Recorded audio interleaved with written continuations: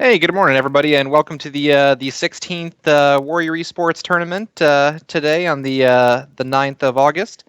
Um, I'll be one of your casters today. My name is Ben Cletus Klimak, and with me today is I'm Anthony and Avron Scotton.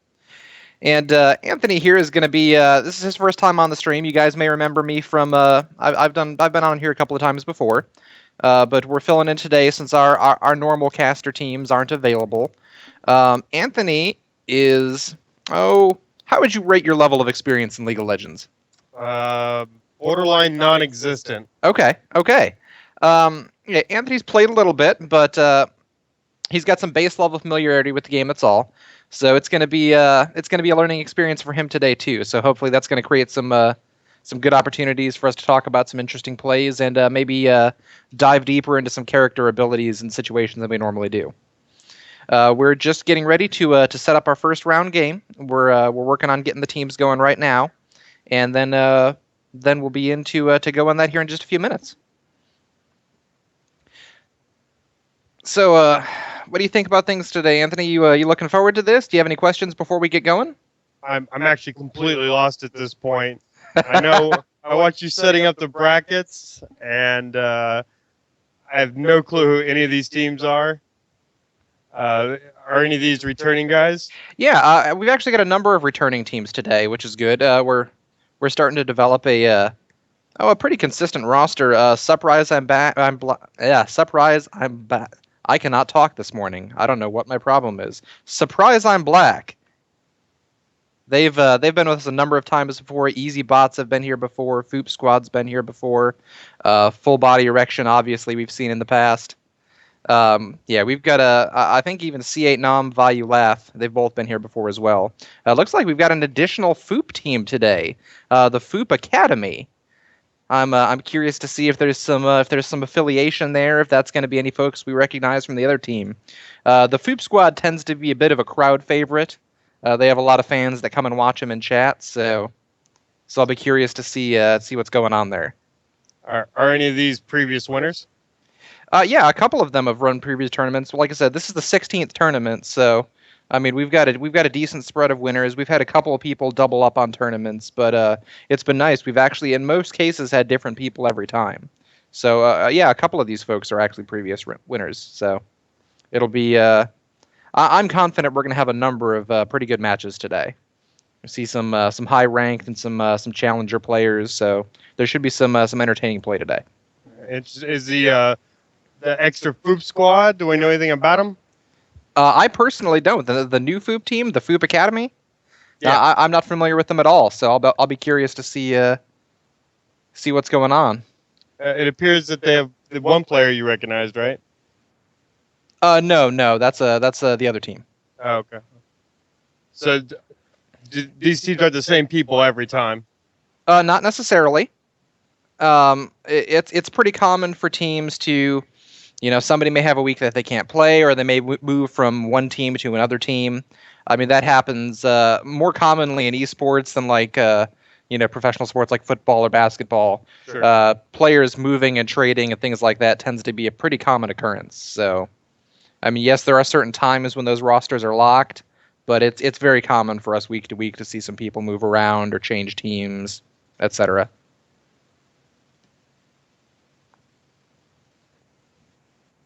Yeah, hopefully we should be going with the first round here in just a little bit. We're gonna be I believe we're gonna be watching. We'll have to see if it's Levy or Levi Nation versus C8 Nom in the first round here today. I think we're just waiting for them to get the game set up, and then we'll be hopping right into that.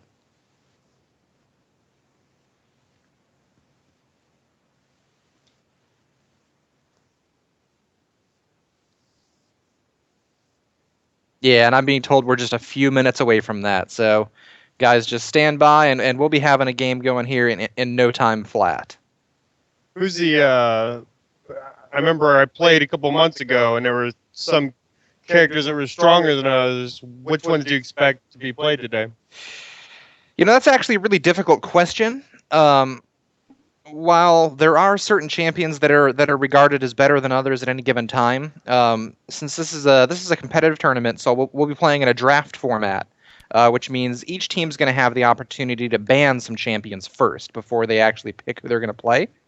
So that usually creates an opportunity to get a large number of the problem champions out of the game before the game begins. Champions that really nobody wants to see on either team because they're going to be incredibly disruptive on their own. As to who we expect to see in general, it depends. The teams have different strategies in mind, different types of team compositions, and they may just play, as is sometimes the case, to whatever their skill happens to be on certain champions. So it's really kind of up in the air. I mean, I have some personal favorites that I'd love to see, but I mean, I think that's probably unlikely in most of those cases. If somebody wants to play Urgot today, I'll be incredibly pleased with you. I'm sure that's not going to happen. But Who's the most unlikely champion to be played today? there's probably a number of them. Urgot's probably one of them. He's probably pretty low on that list. He's a very unconventional bruiser-esque AD carry, but there's probably a number of champions that are going to be that we're going to be that are unlikely to see today. Um, I like that he thinks I know what AD carry means. Oh, let's see here. Do we have any update on that first round there?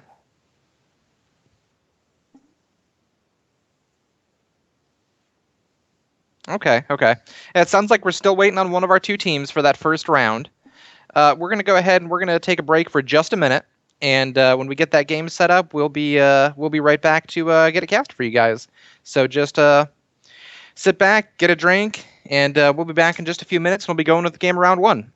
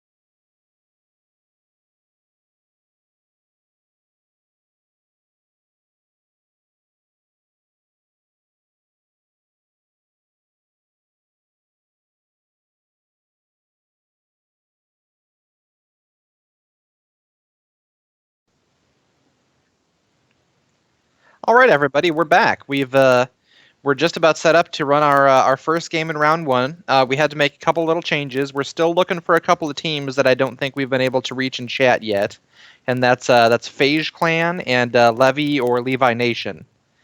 Um, we went ahead and changed our plan up a little bit. We're going to be watching a different set of teams round one. We're going to be watching Full Body Erection and the Foop Academy, which is our new possibly Foop Squad related team. So we were curious to see what they had going on. So we decided we were going to watch them instead. We've got everybody grouped up here in the room. We're just waiting for a launch in the game, and then we'll get in Champion Select, and we can start talking about the picks and bans. And that should be happening anytime now. And the rest of you teams, quit making us herd cats. Okay, and we're into Champ Select. So first off, we've got a Morgana ban coming out. That's not super surprising.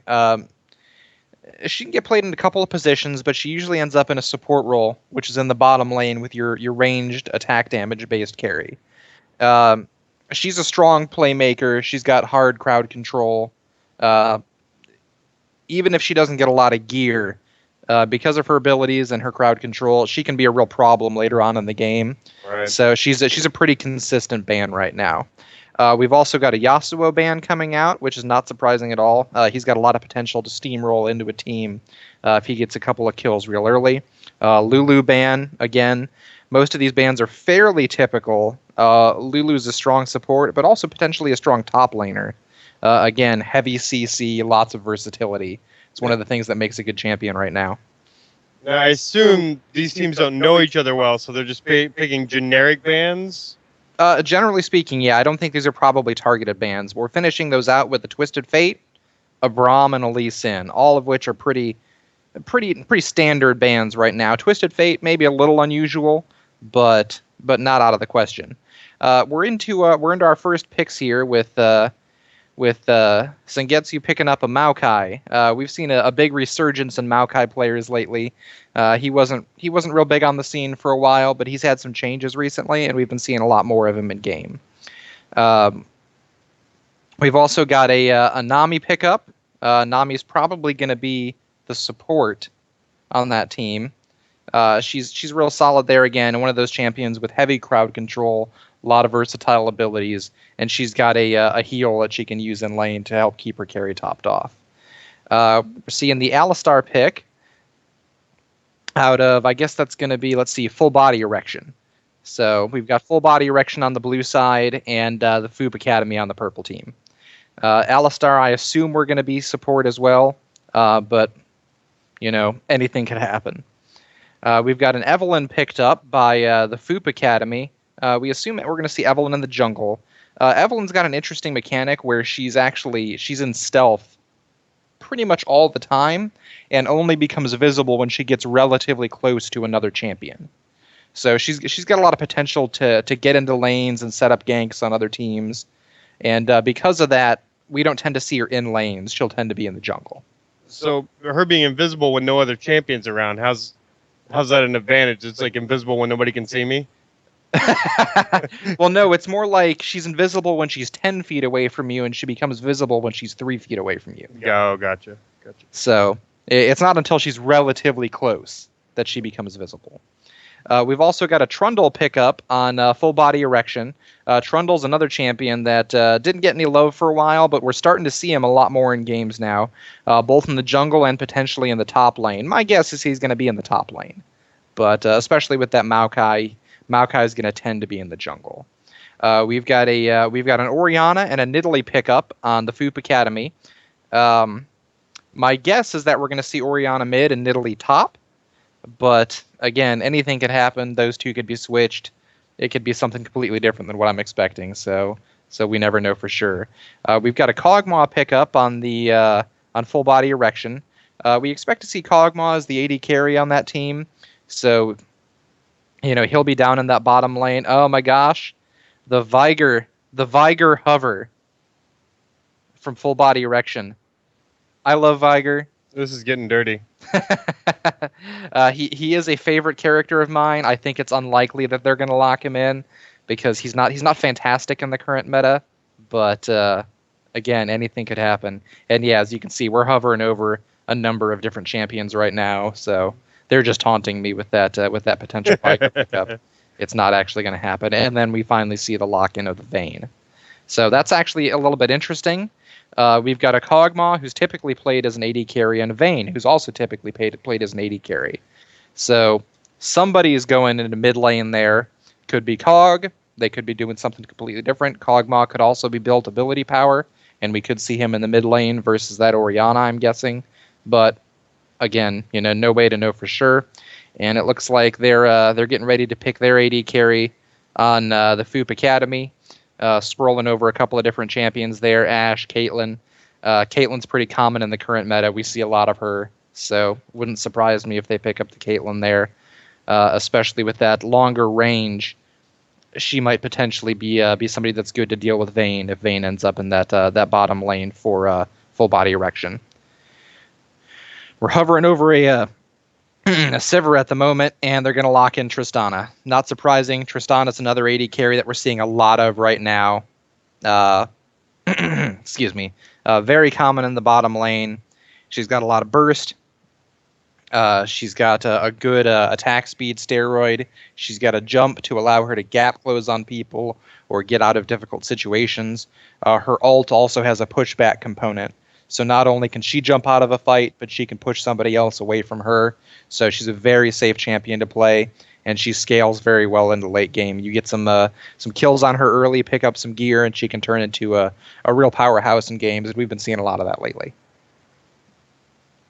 I know that's a lot of information coming at you real fast, but that's okay. Well, I'm just trying to gauge what I'm supposed to talk about and what I'm not supposed to talk about. And I'm pretty sure I dated that girl back in high school. What you're not supposed to talk about is fairly limited. I mean, there's certain things we're going to try to stay away from. We're going to, do our best not to call anybody retarded today. But other than that, most things are pretty open. You can see there was some trading going on both teams. They're swapping people around and getting them. Sometimes one player will pick a champion for another player to create some different opportunities. You may not want to pick somebody like your AP carry real high up, and then give the other team an opportunity to pick somebody to counter them. You may want to hold on to that pick till later on, and then go ahead and trade. But we're on the delay now, so now we can see everybody's summoner spells. So now that we can see everybody's summoner spells, we can actually talk about what lanes there's a very good chance everybody's going in. We expect to see Maokai and Nidalee matched up top. You can actually see on both Maokai and Nidalee, they've both got teleport. That's that purple summoner spell on each of their portraits. It's very impressive, Label. Very impressive. He's standing like an Adonis in the background. Or at least trying. So generally speaking, teleport's a spell that we tend to see on top lane right now. So the odds are pretty good that they're both going to be in the top lane. Our Trundle and our Evelynn both have Smite, so that makes it very likely they're both going to be in the jungle. Doesn't make much sense for anybody else to have Smite, though it can be fun from time to time. I expect to see Vayne Alistar as the bot lane combo for full body erection, and Tristana Nami as the bot lane combo for Foop Academy. That'll probably be the matchup there, and that leaves Kog'Maw and Orianna as our two mid lane AP based carries.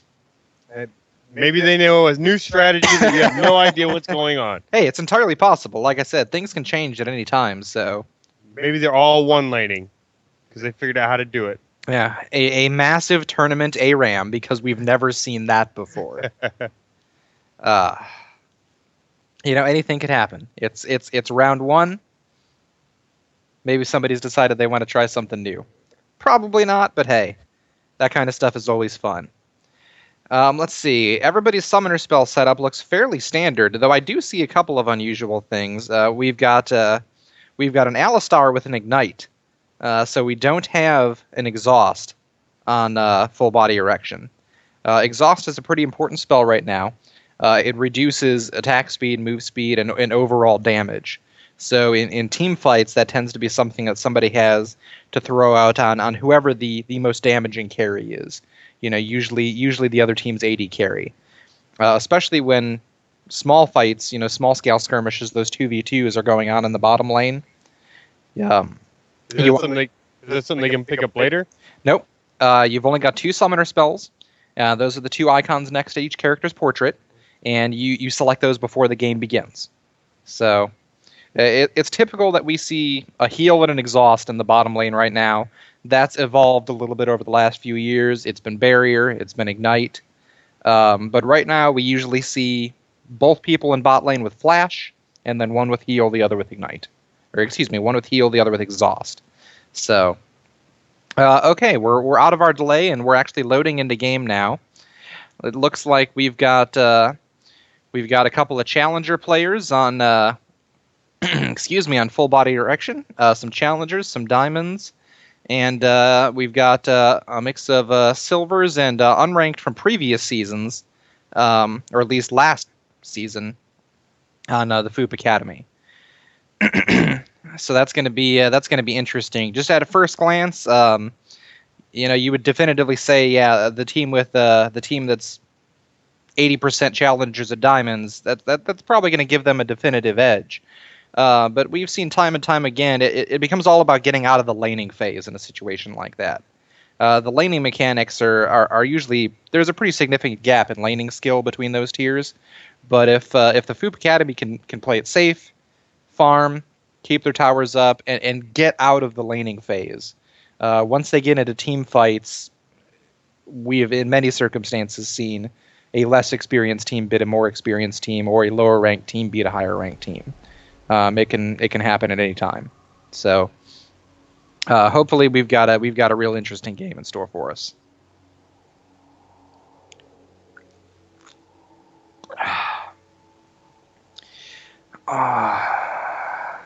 We're getting pretty close to getting loaded in here, and there we are.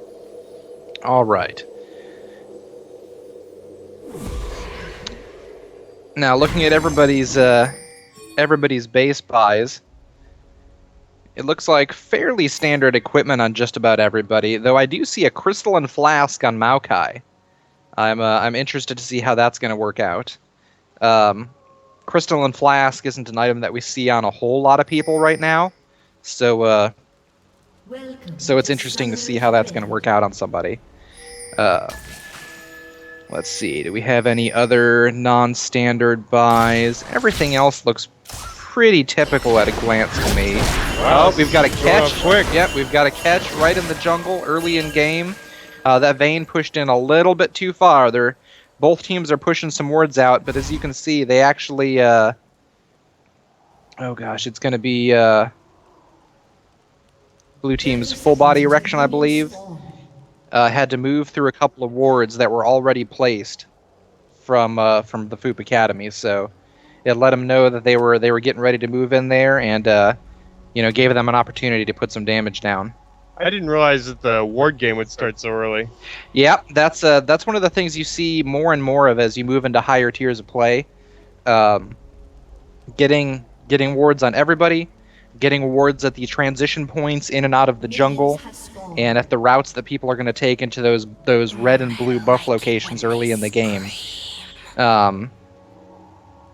Everybody kind of moves into place to help their junglers get those buffs, especially early on.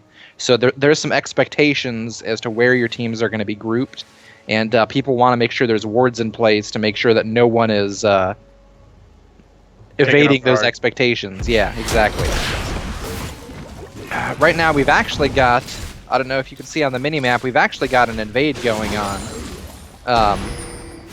The Foop Academy is picking up their blue buff, but we've got full body erection actually moving in and picking up Foop Academy's red.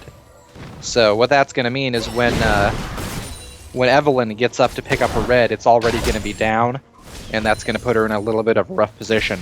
And Trundle's going to be able to pick up both. He may decide to feed his to his bot lane AD carry, that Vayne, but he's got options at that point, so that's real good for him. We've got real early aggression coming out in this bottom lane. That Vayne Alistar combo he's gonna punt anybody off that comes anywhere near that vein with his headbutt and pulverize, you know, and she's got a lot of maneuverability. She's got a roll on her Q, so she can roll in, roll out of fights, and coming out of that roll, she has a little bit extra damage. So it's a pretty good combo. It's a pretty safe combo. I mean, Tristana's got that dive, that jump that she's going to try to use in a lot of cases to close and deal some extra damage. But Vane's got an Alistar right next to her that, you know, he's gonna punt her right away. We can see in that top lane we've got our early gank from Evelynn. It doesn't look like it's gonna quite get finished, but as you could see when she was coming in, there's that little exclamation point that came up over the head of Maokai. That's his little warning in his client. Hey, you know, there's an Evelynn close and she's coming up on you. I mean, it doesn't come up quite at the last minute. You get a little bit of warning, but not a whole lot. We're seeing Cog getting some really significant damage on Orianna early in the mid lane. AP Cog mid is not something that we see a whole lot anymore. That's kind of something that we saw in some previous seasons on the pro scene, and that, you know, admittedly a lot of us still like to play from time to time. But it's definitely not a common pickup anymore. But he's proving to be Spruce is having a great deal of success with it early this game. So.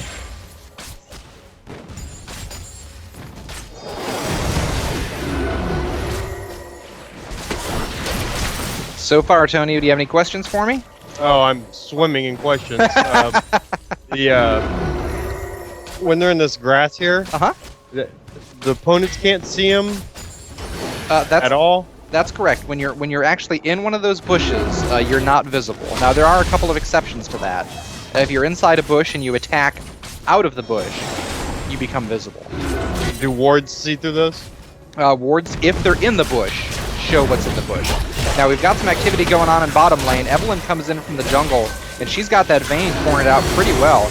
She's going to pick up that kill and pick up first blood. Alistar tries to flash in to knock her up and finish her out because that Evelynn was walking away at nothing, and he just couldn't quite pull it off. It looked like an exhaust went down as well, so that's going to be out of game as well. But our first blood goes out, and that goes out on full body erections Vayne. So, I mean, that's surprising. I didn't expect such a rapid turnaround on there. Evelynn is always a, we'll call her destabilizing in a game. Junglers are hard to keep track of to begin with, and to have a jungler that's also got that built-in stealth mechanic makes it difficult to keep tabs on where she is at any given time. Our other lanes are playing pretty safe at this point. Maokai and Nidalee are both relatively low on mana, but Nidalee, yep, lands that mark on Maokai, and she immediately switches to Cougar form and goes in to land some damage. Nidalee had some changes to her recently that changed the way she worked. We used to see her pretty much exclusively as a stand in the back, build AP, huck her super long-range spears that gain damage the farther they travel, and that's it. Sitting back, chuck spears, be super annoying, and pretty much be uncatchable and killable. Man, that Evelynn is just getting all over the board. We see her dropping up, showing up middle and putting down some damage on that Cog as well. But now that Nidalee's changed, she gets her Cougar form early in the game instead of at level 6. The scaling on her abilities has gone down a little bit, but one of the big things is a couple of her abilities, like that Spear and Trap, apply a mark to someone now that increases her movement speed towards them, and increases the damage of some of her abilities in Cougar form. So it gives her more incentive early to, instead of just sitting in the back and hucking spears, once she lands one, actually get into the fight and try to do some damage on melee. So instead of just being a always throw long range, run away if anybody comes close to you champion. Yeah, I tend to like Cougars too.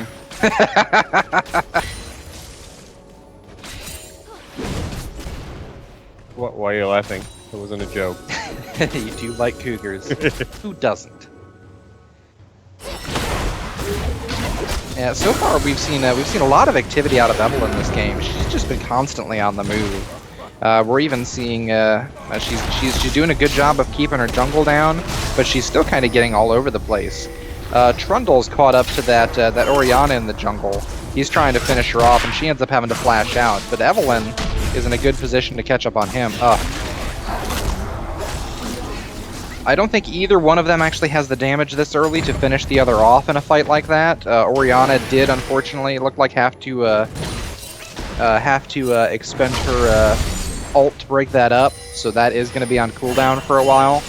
But no real resolution there. Just a quick fight. Maokai and Nidalee. What's that thing? What was the circle around him? Oh, okay. On Maokai, yeah. Maokai's ultimate is kind of interesting. We'll go into that in just a second here, if you don't mind. We've got to fight a blue buff. Full body erection is doing a great job, especially through that vein of laying down some damage. They've picked up 3 kills there so far. It looked like they were going to get that Evelyn, but she got away. They are going to pick up Foop Academy's blue buff, which is going to be a big deal for them. Foop Academy not having their blue buff is going to be a detriment. Anytime you lose one of those red or blue buffs, that puts you in a situation where you're a little bit behind. Looks like they're going to go ahead and take the opportunity, since Foop Academy's got a couple people down, to pick up an early dragon too, and get some extra gold on their team, so they can start pulling out a little bit ahead. You did ask about Maokai's ultimate, though. That's something else that's recently been changed in game. Maokai has an area of effect damage reduction zone. It's not as flashy as some other people's ultimates, but the utility is really impressive. It basically reduces all the damage dealt to his team inside that circle. And that's a huge radius on it, too. It's a very big radius. Also, up to a cap, it actually absorbs a portion of that damage, and then when he shuts it off, it detonates and deals that damage back to the other team. Oh, wow. It used to be a fixed area location. He would click it on one area, and that's where it'd show up. That's one of the big changes to him recently, is now his ult centers on him and follows him as he moves, which is just huge. That allows him to... As he's a big CC character, he moves around a lot in fights, so to have that AoE constantly moving with him is really, really strong instead of at one fixed point. How long does it last? Well, it actually drains mana as it's up, so generally speaking, it's something you'll see him bring on and then toggle off in a few seconds.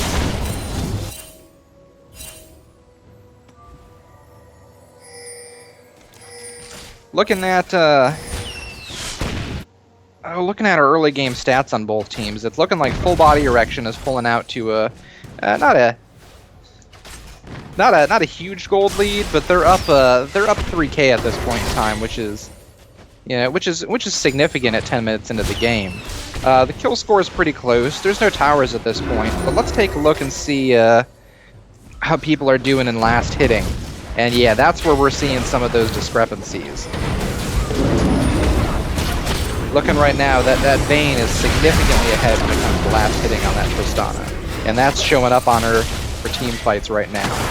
You can see she's moving around, landing hits on that Evelyn, knocking her back, keeping her away from her, and consistently stacking up her silver bolts.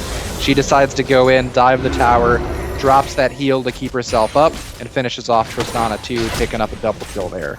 So Vayne is really on her way to some pretty significant power early in the game. She's already got 4 kills. She's 4-1. She doesn't really have any significant items. It looks like she's got her Bilgewater Cutlass, but apart from that, she's looking. I'm guessing she's looking to pick up that quick Bork, based on that Cutlass and a couple of daggers. But no huge items on her yet. But with this current back, that's going to change. She's got a reasonable amount of CS. She's got 4 kills under her belt.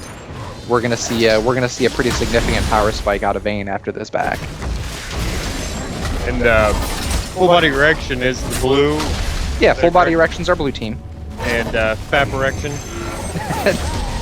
But it's gonna be Foop Academy. Foop Academy is our purple team. FAP Academy. Yes, we've believe it or not, with the Foop Squad, that is a joke we've heard before. It's something that all of our listeners are going to be familiar with. Maokai is a little pushed up and close to this tower, so Evelyn's going to take that opportunity to come in and land some damage on him. Nidalee's moving in, but she's low on health, low on mana, so it's a little bit dangerous for her to be in there, and Maokai feels comfortable to keep pushing there. His ult is on a short cooldown, so he can toggle it. He's got a knockback and a grab, so he's pretty safe a lot of the times. And man, look at this Vayne. She is willing to dive at a moment's notice on anybody. She looks like she's got her Bork now. She's got her Berserker's Greaves, so she's got some significant attack speed, a little bit of damage, and she's got that click effect on that Bork, which steals some life and attack speed from whatever target it's clicked on. So she's using that to shut that Tristana down, making sure she can roll in and put her into a wall immediately, and just cleaning up those kills incredibly quickly. That Vayne now 6-1, turning into a kind of ridiculous powerhouse already this early in the game. And again, she's just going to dive under another turret, take the damage. Sure, she's got a tank with there. Screw that, she'll take it herself and pick up another kill. Now we see that Vayne at 7-1. It looks to me like the Academy needs to take out a loan because they're way behind on gold. How big a deal is that now? Yeah, there's a significant gold disparity. We're getting close to a 10k gold disparity at 14 minutes in.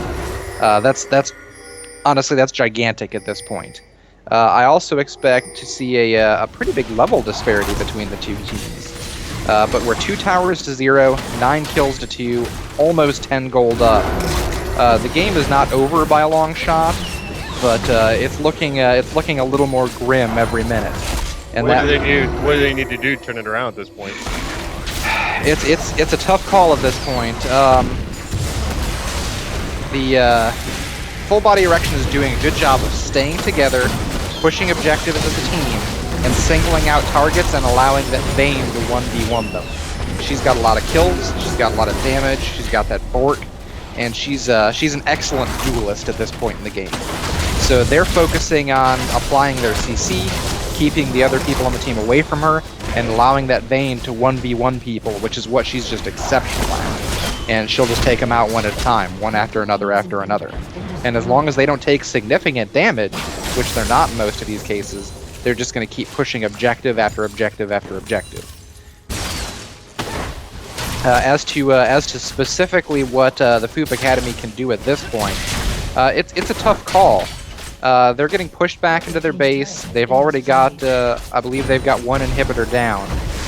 So they're in a difficult situation. They don't have control on the jungle anymore. They don't have any vision at this point. It's going to be hard for them to pick up global objectives like Dragon or Baron. And even pushing out their lanes is going to get more difficult as they start getting pushed further and further back into their base. They probably need to make sure that they're not out there alone in the jungle. They need to make sure they're pushing out a curtain of vision along with them so they can see what's going on. They need to make sure they do whatever they can to focus out and kill that Vayne in team fights. While everybody else is doing well, nobody is fed like that Vayne is. That Vayne has a gold and gear and level advantage on everybody else in that game. So they need to do whatever they can to stop that threat of Vayne as soon as the team fight starts. Because everybody else is just going to play Protect the Vayne. They're going to CC people, Trundle's going to pillar people, Maokai is going to grab them and ground pound them, and as you can see, they're just... they're getting with impunity. Yep. And there's just nothing that can be done about it. They've got a... they have so much ability to CC and disrupt, and that Vayne is so fed at this point. She can really feel comfortable 1v1ing pretty much anybody. You've got Kog'Maw dropping some pretty significant ability power damage in there to support her and soften people up before she gets in. You've got Alistar to peel people off her, Maokai to peel people off her, Trundle to peel people off her. I mean, there's just... this team is built around protecting Kog'Maw and protecting Vayne. And those two are doing just an excellent job making that worthwhile. And we can see even here at the base at the end, Maokai goes in, brings up his damage reduction, and Kog is just easily able to tear them both down in very little time. I expect to see this just about over here. And yep, the Nexus is going down. 17 minutes, 42 seconds. Impressive game from Full Body Erection. They took a really commanding lead in that bottom lane, and then they were able to just leverage that into power everywhere else. Vayne just became unstoppable early in the game, and the Foop Academy could just never rally their resources into a position where they could really counteract I that. mean, look at that kill, 18-4. I mean, it's amazing. You're just showing off, guys. Yeah, we've seen Full Body Erection before. We definitely know they're a good team. Anytime we see them show up in the tournament, there's a good chance they're a contender for the top spot. So we expect to see good things out of them pretty much every week.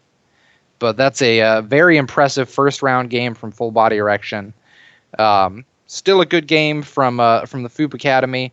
Obviously, that's based on past history with the Full Body Erection. That's a rough matchup to get into round one.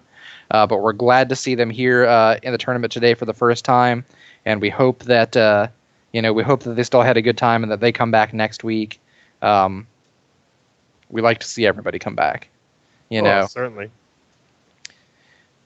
But no, Were they the team in the beginning with 2 carries? with the two potential AD carries. Yeah. No. That second AD carry or potential AD carry was Kog'Maw that we saw actually played Oh. as AP mid by Full Body Erection to pretty good effect there by Spruce on in that last game. So it's not something we typically see, but obviously it's something that They made it that work. he's got some. They definitely made it work. There's no doubt about that. But yeah, so that's our first round game. So who's the MVP here? Um, That's I think we're gonna have to definitively say that Vayne. She did have some good support from her Alistair, keeping her safe, and making sure that she had the opportunity to actually acquire those kills. But man, she was ballsy in early game, diving turrets right and left, doing a great job lining up those stuns, knocking people into walls so she could finish out her silver bolts and get some big damage down. So I'm thinking that propaganda panda on Vayne is definitely going to be our, at least out of that game, our MVP.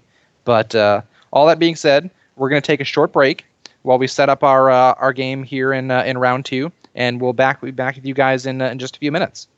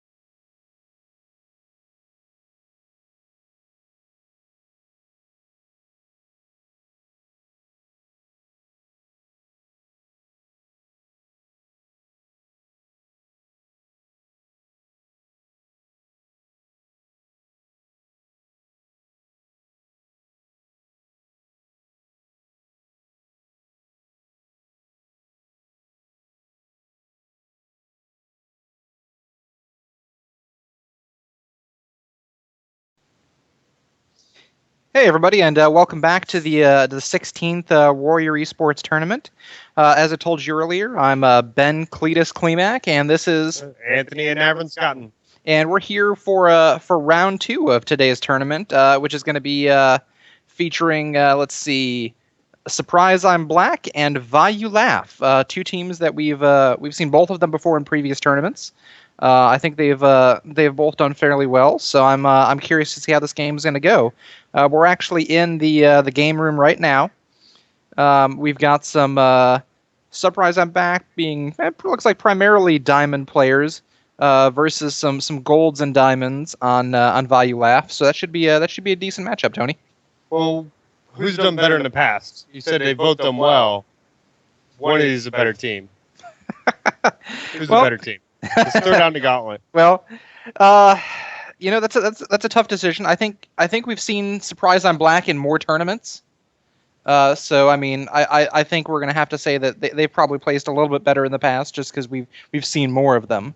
But Value Laugh is certainly not a bad team either. Has either one of them ever won the whole thing?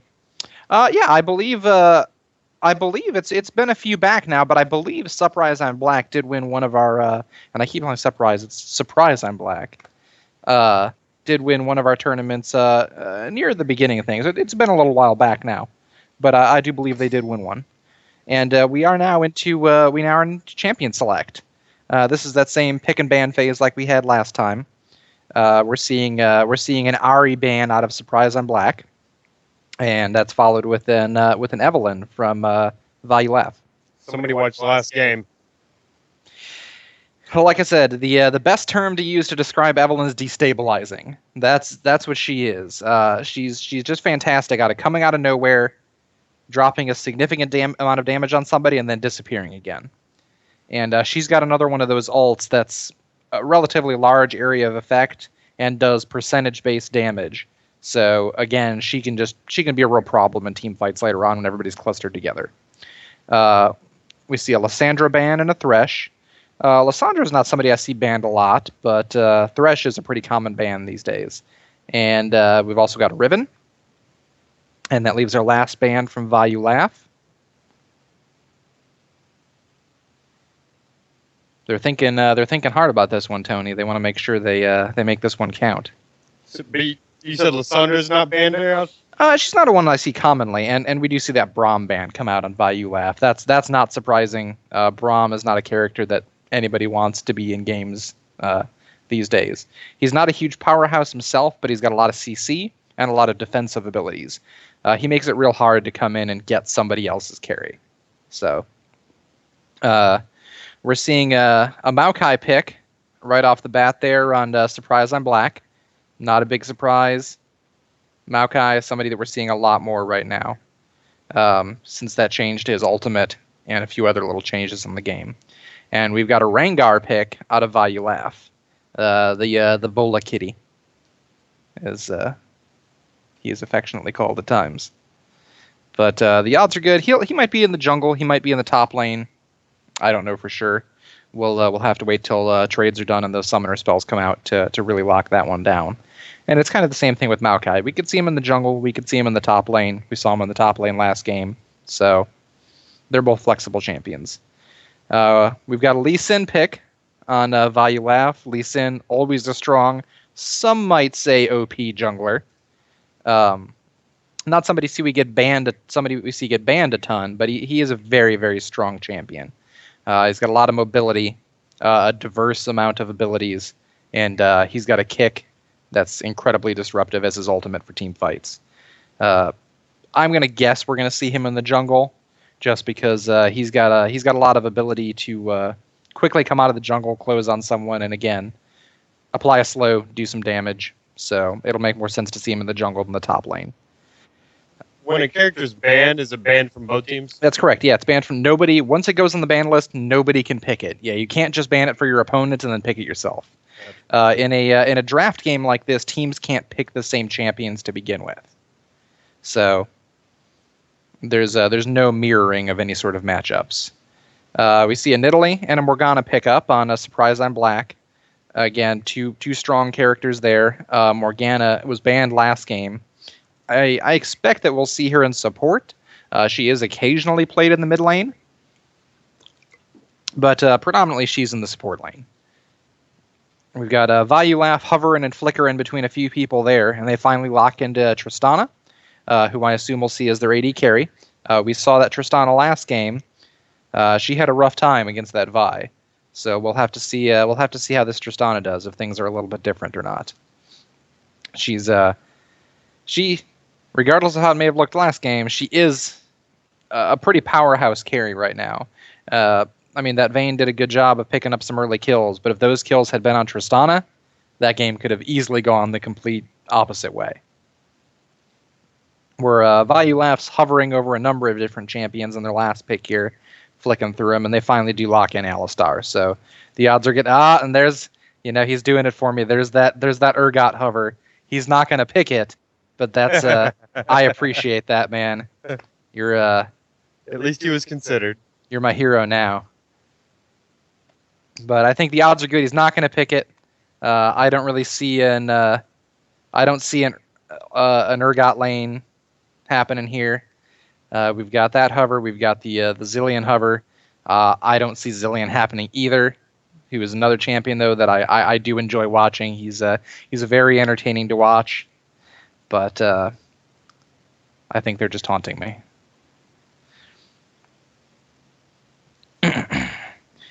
Overall, we've got pretty standard picks on both teams. They're just waiting out to the last minute, making sure I've got as much face time with my Urgot as possible before they dash my hopes and dreams and pick something else, which I expect to come, and there it is. They're gonna switch over and pick up that Ezreal, much more reasonable AD carry, and Yasuo, who was somebody that was also banned out last game that we didn't get to see. Good job, guys. I'm sure you fooled the other team. Let's see. And Value Laugh flickering through a couple of choices for their last pick. Malphite, Fiora, Fiddlesticks. Could be. I'm guessing this is going to be the AP carry position. There's that Zillion again. Urgot, AP carry Urgot. It could happen. Teemo. Also unlikely, but possible. They're probably going to settle on Orianna, and they do. So... All right, who's your pick? Who's winning? Just looking at the teams, both teams actually. Oh, here we go. Pick a team. If I had to pick just for my own personal preference, I am a big fan of Yasuo, Maokai, and Ezreal. I play all three of them. I like all three of them, so that makes me more inclined to say, surprise, I'm Black's got the edge here. But honestly, Value Laugh has some more complicated champions, honestly, that I don't play well. I do play Lee Sin, not a fantastic Lee Sin player. I don't quite have the micro to be as good on him as some people are. Kind of the same thing with Orianna. I don't have the ball control. I guess that means you go for the blue team, and I'll go for the purple team. Okay, well, I think we can do for that. Just have a little bit of a commentator rivalry here. Everybody is done with their trades now. Summoner spells are visible, so now we can actually take a look and see who we think is probably where. I think there's a good chance that we've got Nidalee top, probably with Rengar. I'm gonna guess. Rengar doesn't have teleport, so when those team fights are happening in bot lane, mid lane, or in the jungle, he's not going to have the opportunity to zip out and join those with teleport. He's going to have to stay in his lane. He's going to have to push that lane. So it's going to be a little harder for Value Laugh to do any big split pushing later in the game because they're not going to need all that. Okay. Well, I see how this is going to go then. We do have Maokai in the jungle. With his changes, we've been seeing him a lot. We've seen him more in top lane, but he is still a solid jungling champion too. He's going to be in the jungle opposed by Lee Sin. That's an interesting matchup. I think Lee's got a little bit of a faster and harder hitting jungle earlier in the game, but Maokai's a little tankier. So they've got some different uses in team fights. We'll have to see who we start seeing show up in lanes faster and what kind of impact they can actually make in those lanes, as opposed to just their jungle speed.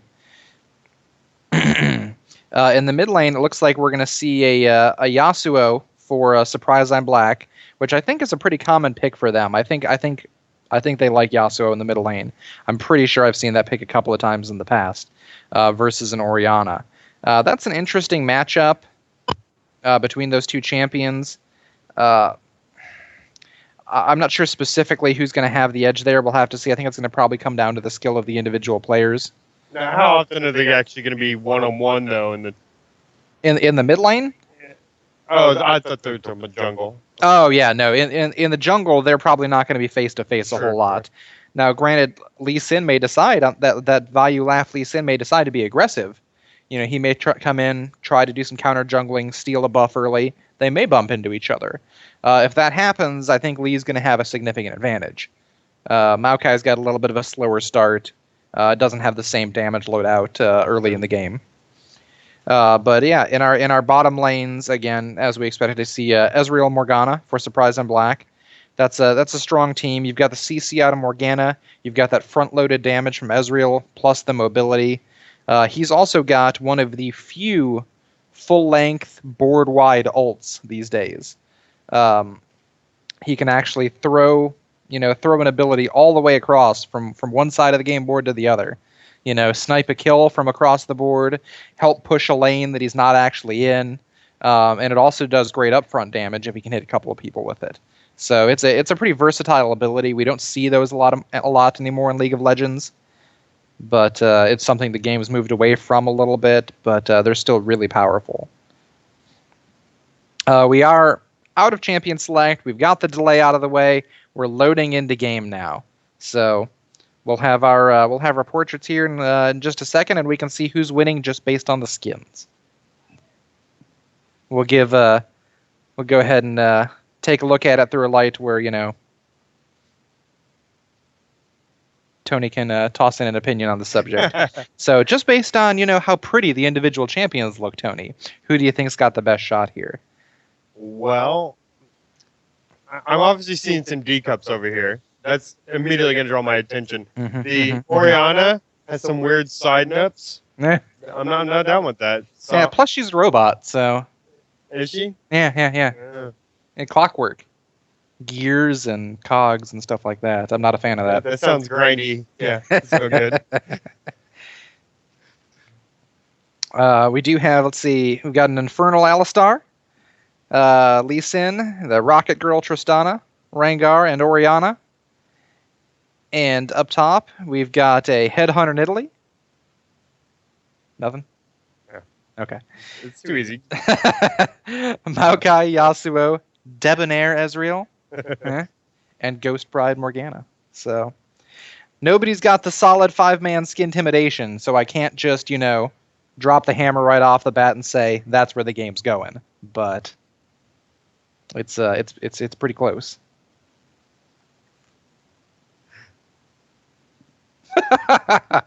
And Tony's losing it. You're going to break down the game, point for point, the whole thing, and then give me pictures and ask me to judge who's going to win on art. Yeah, that's pretty much what we're doing here. Oh, brilliant. I got to give you something that's suited to your skill set. Well, Lee Sin's blindfolded, so I mean It's because he's blind. It's going to be a good or a bad thing, right? He's the blind monk. But what's the thing in the middle? Some sort of adornment. I'm sure there's a lore behind it, and someone in the channel can tell us. All the champions actually have lore behind them, believe it or not. Riot has written lore, backstories, all sorts of information on all the champions. I'm sure most of these people play for the story. For the lore? Yeah. The lore is an important part of most people's League of Legends experience. We are getting close to having everybody loaded in. We've got a few outliers. Looks like we're still waiting on the Maokai. Come on, Maokai. Let's pick up the pace here. Anytime now. Well, I mean, it is interesting that some players are still using dial-up. Usually load time is based on the specific computer that the game is being run on. Your ping is usually derivative of your connection, and load time is usually derivative of your computer. But so obviously, dial-up on a Commodore 64. Yeah, there is. I like to say is one of the people that's playing on a light bright. But we are about to get into the game. We're just a few seconds away, and we'll start seeing what people's initial buys are, where they're heading to in lane, how they're going to push that first envelope of wards out, and if anybody's going to, have some bumps in the jungle and, early game team fights. Bumps in the jungle. I'm trying to set you up here as good as I can, Tony. I mean, I'm going to get in trouble. One of these teams called I'm Black or whatever. You're talking about bumps in the jungle. That's going to get us in trouble. You're going to get us in trouble, man. All right, and we are now into game. So our shenanigans can end. And taking a look here. Everybody looks like is moving into some typical positions. We've got some pings coming out from Surprise I'm Black. I'm wondering if they want to try to set up to set up an early catch or something along those lines. Yeah, Leeson and Nidalee there just a few feet apart from each other. I'm not sure if they actually saw each other or not, but man, they could have almost reached out and touched each other there.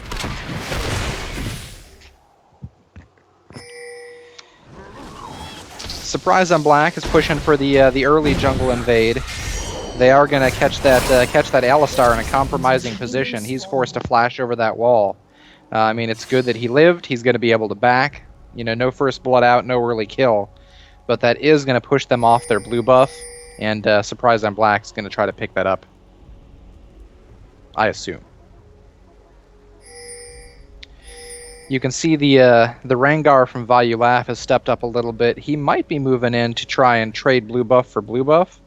It actually doesn't look like Surprise on Black is going to stay and pick up that buff they secured. They might have thought there might be too much time. They don't want to give him the opportunity to heal and come back and contest it again.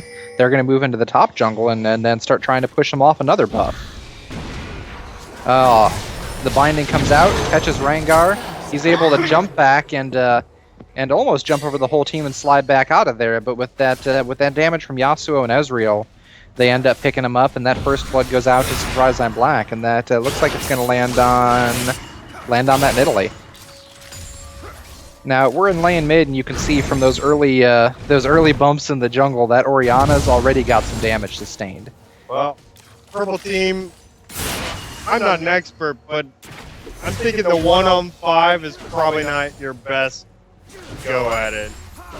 Yeah, it's typically something that most teams try to avoid, but hey, sometimes it's unavoidable. Surprise on Black did some good moving in the jungle there to set those situations up. Send one guy back, move to where you think the other one's going to be, and try to pick him out on your own. So good moving there on Surprise on Black. Yasuo is still just continually punishing this Orianna. He knows how much flow he has. He's keeping track of when his shield's going to proc. To take an auto attack from her, maybe even take the occasional hit from the tower. Nidalee's consistently doing some damage to Rengar. Rengar's trading pretty well overall. They've both got a heal, though Nidalee's is mana based, so if she's got to continually keep her heal going, she's gonna run out of mana early, and that's gonna make it harder for her to stay in lane. Damage going out pretty evenly in the bottom lane. Tristana and Alistar are both getting poked down a little bit, and Morgana Ezreal looking pretty good. Morgana catches the binding on Tristana. The Ezreal Q lands on her as well, not able to follow up with a second one. But yeah, that Tristana just getting picked down more and more as time goes by. She's going to be in prime position to get dove on here sometime in the near future. Don't just look at me. Set me up with something that lame and just look at me. I'm not Shane. I dive on her. Is that what you wanted to hear? Looks like Orianna's in a situation mid where she's forced to try and back, and Yasuo is doing everything he can to keep her in lane. She wants to go back, she wants to heal up, maybe buy a small item. He's saying, no, you're going to stay in lane, you're going to let me punish you. Or if you're going to back, you're going to have to walk so far away from the lane that you're giving up XP, you're giving up CS. and it's going to take you longer to get out of here and get back. So even when they're trying to get out because you punished them, you can punish them more. But we're coming up on 1,000 gold disparity. You still comfortable with your pick? Well, it's 1,000 gold disparity in the favor of my team. So they've also got 1 kill. So I'm pretty happy with that overall. Let's take a second and actually look and see where that gold is. Ooh, Nidalee in a rough place. Lee Sin comes out of the jungle and catches her at very low health in the top. He decides to not Q her and try to follow in. I'm kind of surprised on that. He must have missed his initial Q and didn't have the cooldown to land another one. Taking a look here at the gold disparity between the two teams. We've got some significant early leads in bot lane, and man, that Nidalee is still in lane. She's able to take they're able to take Rengar down, but Nidalee's still in a rough enough position that she's got to go down as well. So we end up trading 1 for 1 with Maokai, I believe, picking up that kill, and not Nidalee. So she's gonna walk away with an assist, but now we've got a kill on Maokai as well. As I was starting to say, we are seeing a significant CS difference in the bot lane. Ezreal just seems to be doing a generally better job of last hitting. It looks like it's 45 to 19 right now, so that's it's a little more than 2 to 1. So he's doing a good job CSing in that lane.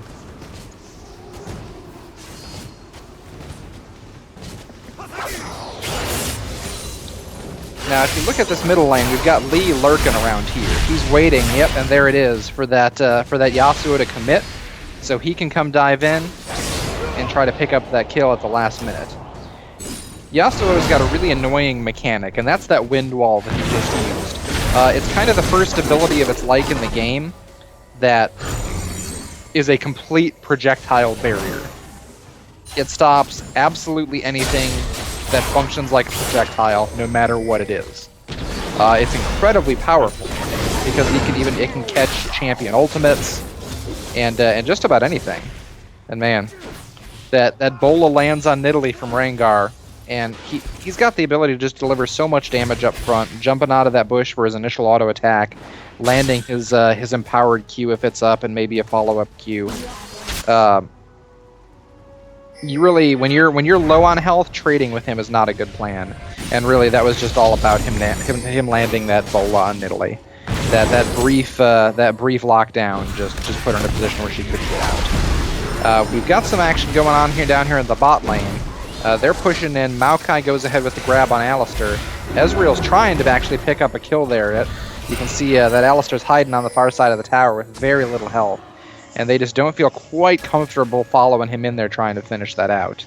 And there's that. You see that Bola again, and he's able to jump out and deliver those Qs to Nidalee and just burst her down so quickly. And then he'll back off. He'll try to heal off the creeps, get his hit points back up, and then try to do the exact same thing. He's actually used his ultimate right now, so he's in stealth. And he lands that Bola, lands the Q, and he's just going to continually poke her down, poke her down, poke her down. Cause her to spend all of her mana on healing. And that way it's going to be difficult for her to throw spears, difficult for her to set traps. She's going to have to back more often and just make that match as rough as it can be. But that's the big difference right there between new and old Nidalee. She's able to jump in, land that upfront damage, kill that Rengar, because she's got the same kind of front-loaded burst that he does. So, we've seen it turn both ways in that top lane now. Rengar is sitting with 33 CS at 2 and 3, and Nidalee at 40 CS 2 and 2. So, she's a little bit ahead in the terms of CS, but pretty close overall. I guess she's got an extra assist as well. So, she does have a little bit of an edge on him.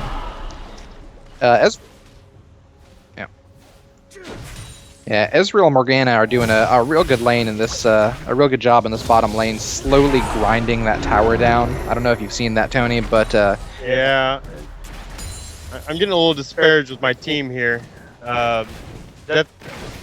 Surprise and Black just keeps pushing back and back.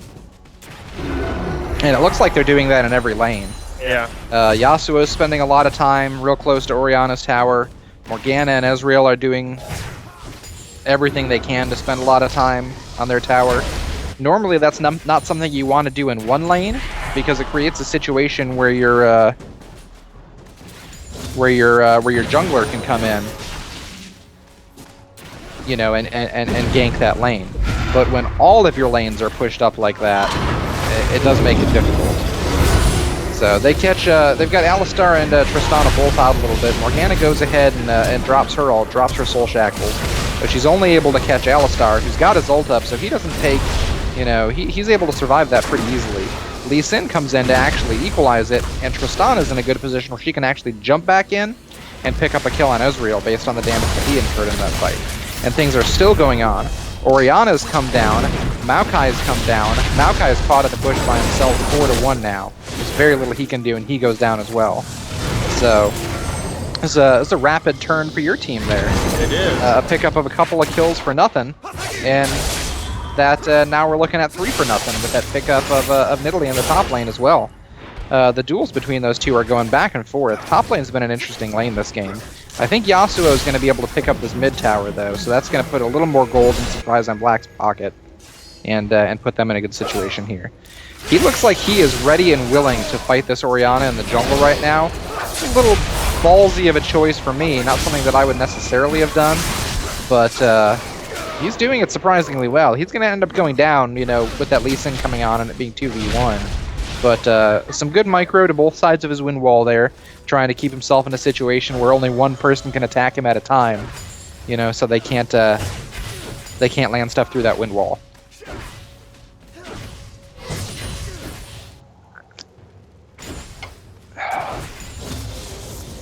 Ezreal's back. Do you think, are they just giving up on laning at this point? Because I'm seeing Surprise on Black just pushing all lanes now, right? Mm-hmm.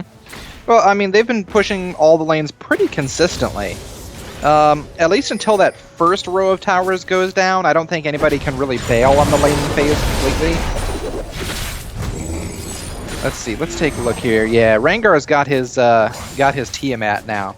That's going to allow him to push more because it's gonna make it so that a portion of his auto attack damage hits an area of effect and not just a single target.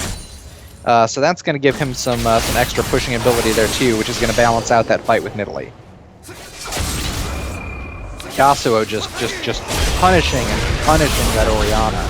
He's not able to quite take her down. Oh, he finishes her up just after his ult, but Lee Sin is there and he's able to pick up that Yasuo kill. So low from the damage from Orianna, from the damage from the tower, and balancing that out to a 1-for-1 trade. I'm seeing a big comeback here. You might be in a little bit of trouble on your team pick. Oh, it's certainly a possibility that we're at 1-0 towers. The Bayou Laugh is actually up 3 kills right now, and that gold disparity is down to 500 gold. That's the closest it's been. And now we're looking at 4 to 8 kills. Rengar, now that he's got that triple Doran Blade Tiamat build, his front loaded damage is so high. He's doing an excellent job of landing those bolas on Nidalee, making it harder for her to just jump right back out of the fight and take off. He's hitting that slow, that stun if it's empowered, and really consistently landing his Q damage and positioning for his auto attack leaps. So he's doing a really good job up there in a match that I thought was going to be a little bit difficult for him, to be honest.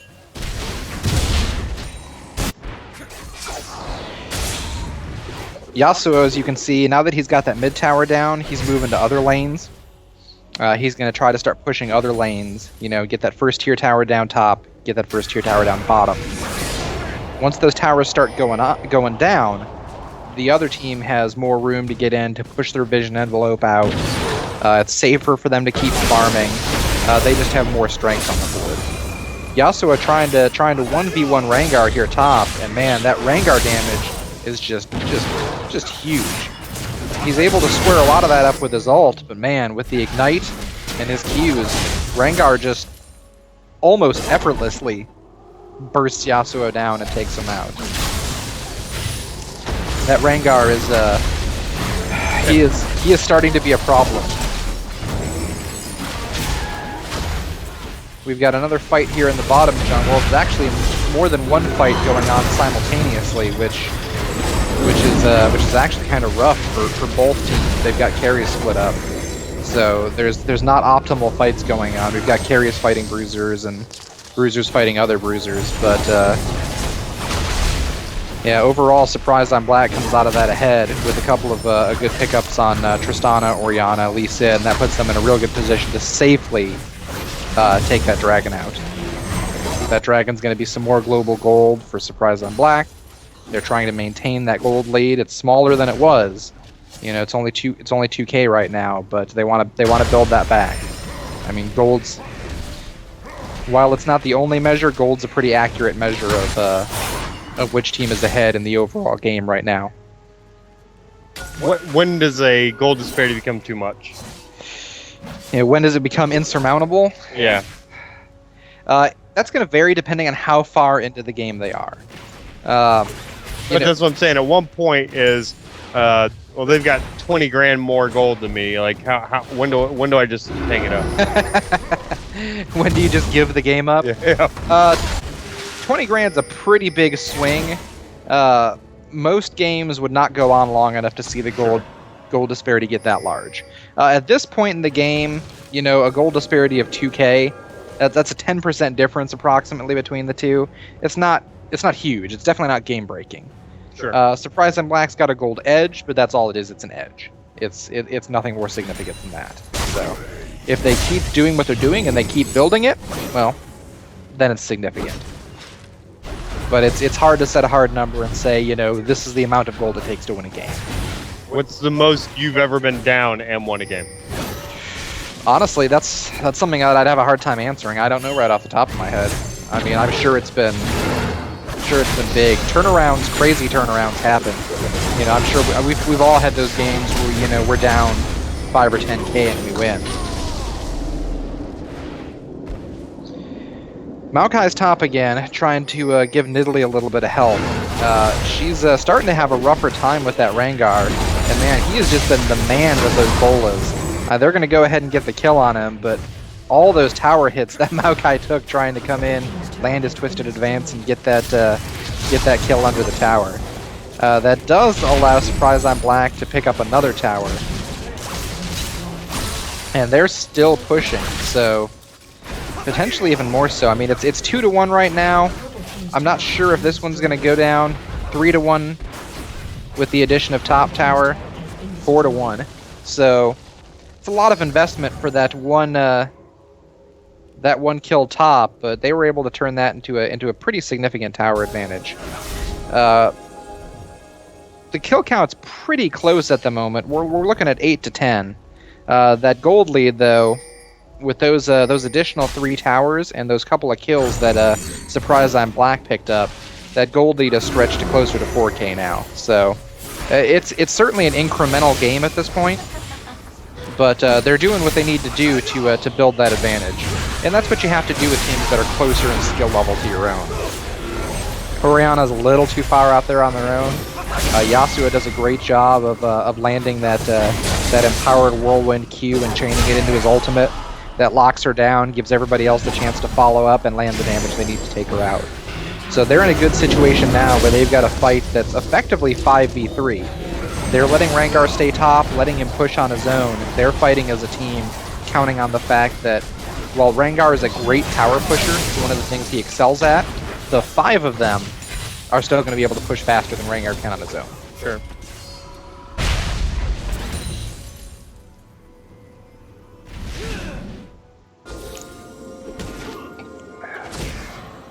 With that tower down and everybody back now, they're probably going to take this opportunity to go back, heal, buy, start putting new wards back out on the board. That's a continual struggle that goes on all game.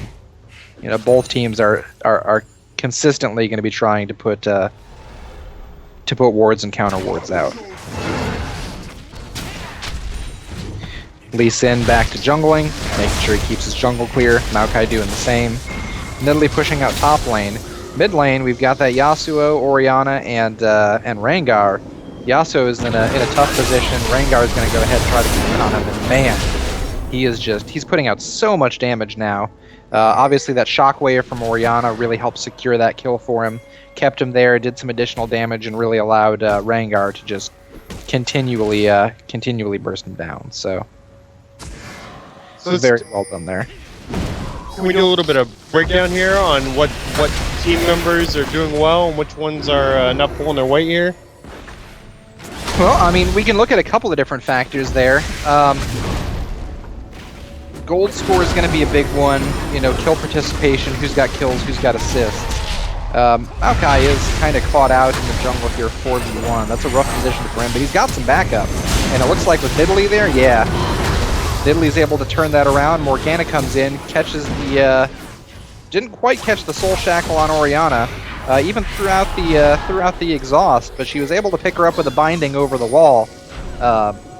So her and Ezreal, she was still able to finish her off. It's a 2-for-0 trade in the jungle there in favor of Surprise I'm Black. Rengar out here in the jungle, really only Nidalee catching him, and I don't think she's in a position to really fight that fight right now. I think head-to-head, I'd still give that advantage to Rengar, but Nidalee's starting to come back. She's got some kills now. She's got some armor, which is huge. You know, so she's going to take some reduced damage on those trades. She's also got a frozen gauntlet that's going to help her make him a little bit less mobile.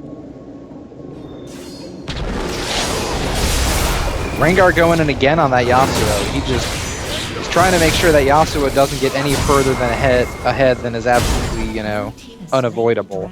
And actually, Yasuo kind of changes things up and wins that one.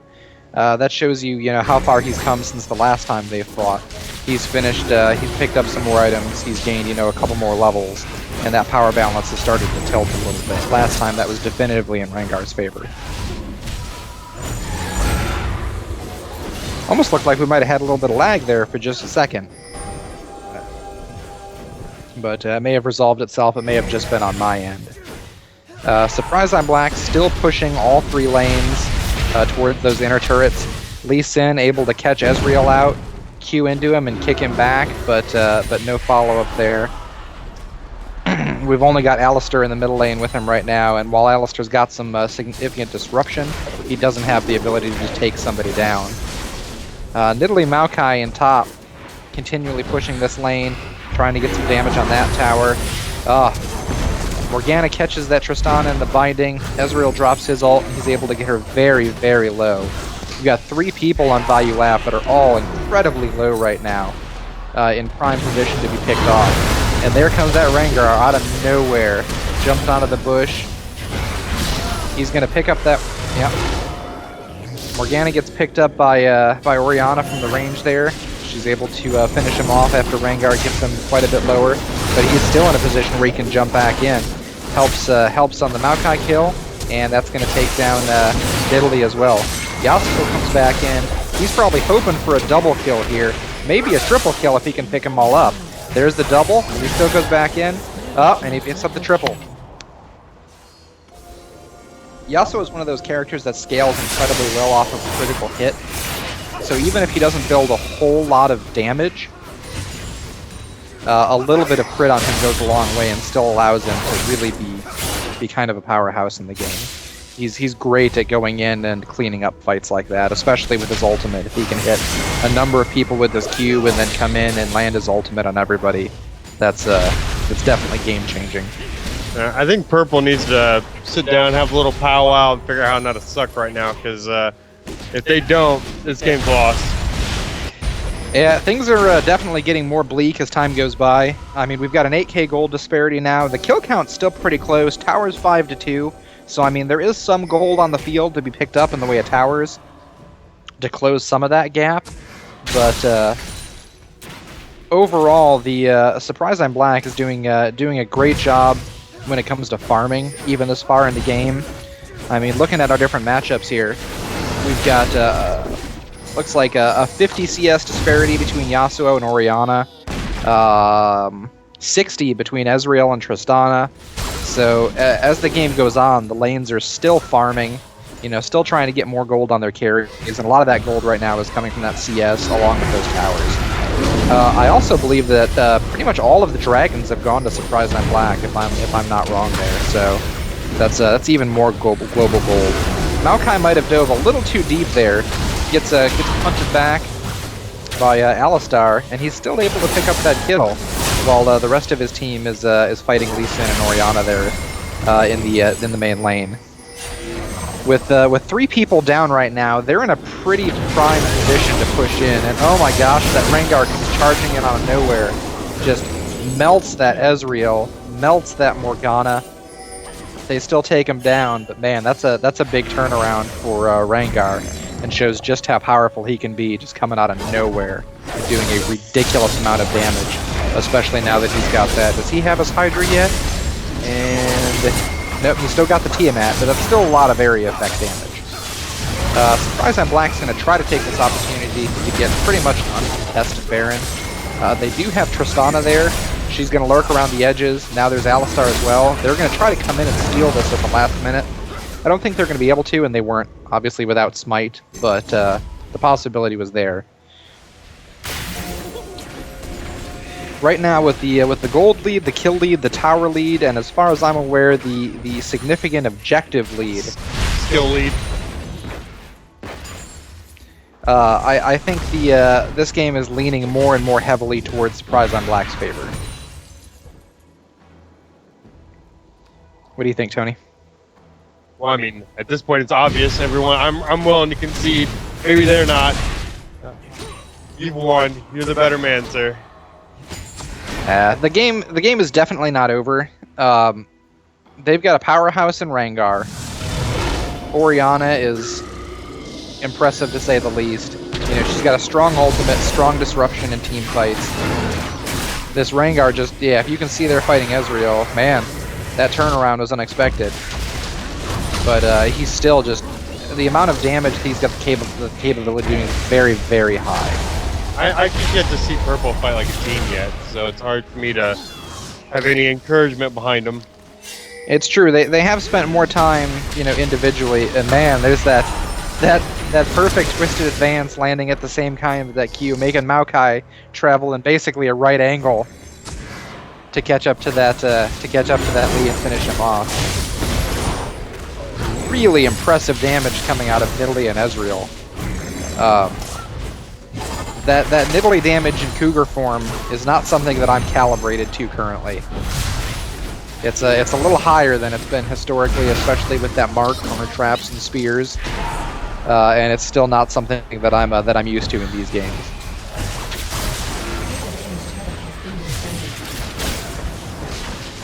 Yeah, Surprise I'm Black pushing 2 lanes right now with Yasuo top, and it looks like the rest of the team bottom, except for Maokai. Maokai pushing mid on his own, and it looks like they're pushing towers in all 3 cases. Yasuo trying to solo that top tower, bot tower is already down, and it looks like he's going to get that kill on Rengar. Yeah, he needs the Ignite to do it, but he's able to finish that out. Alistar there to peel him off the rest of the team and actually get the shutdown kill on Yasuo, but the rest of the team is still up. They're still doing a lot of damage, pushing for that inhibitor. So at this point in time, we've got all 3 base turrets down. We've got our mid inhibitor down. Oh, excuse me, I wasn't quite right there. The top turret is still up, but that bottom inhibitor is about to go down. So we're looking at 2 inhibitors down, 2 base turrets, 3 base turrets, about to be 3 inhibitors. This is getting pretty close to being a lost cause at this point, Kenny. Yeah, I think they have one more chance to stop it. Yeah, I don't think Surprise I'm Black's in a position to actually push for the win now. If those 2 base turrets weren't up, maybe, or excuse me, the 2 Nexus turrets, but they do have, you're probably right, they're going to have at least one more opportunity here.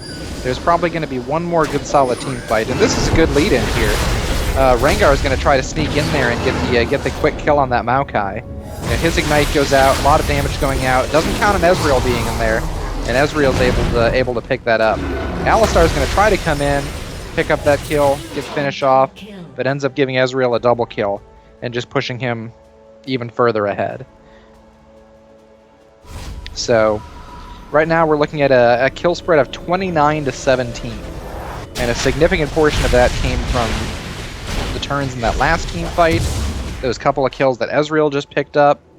I mean, that's putting us at, we're getting close to a, I would just like to point out that it's close to 20k gold. and that's actually what I was just gonna say.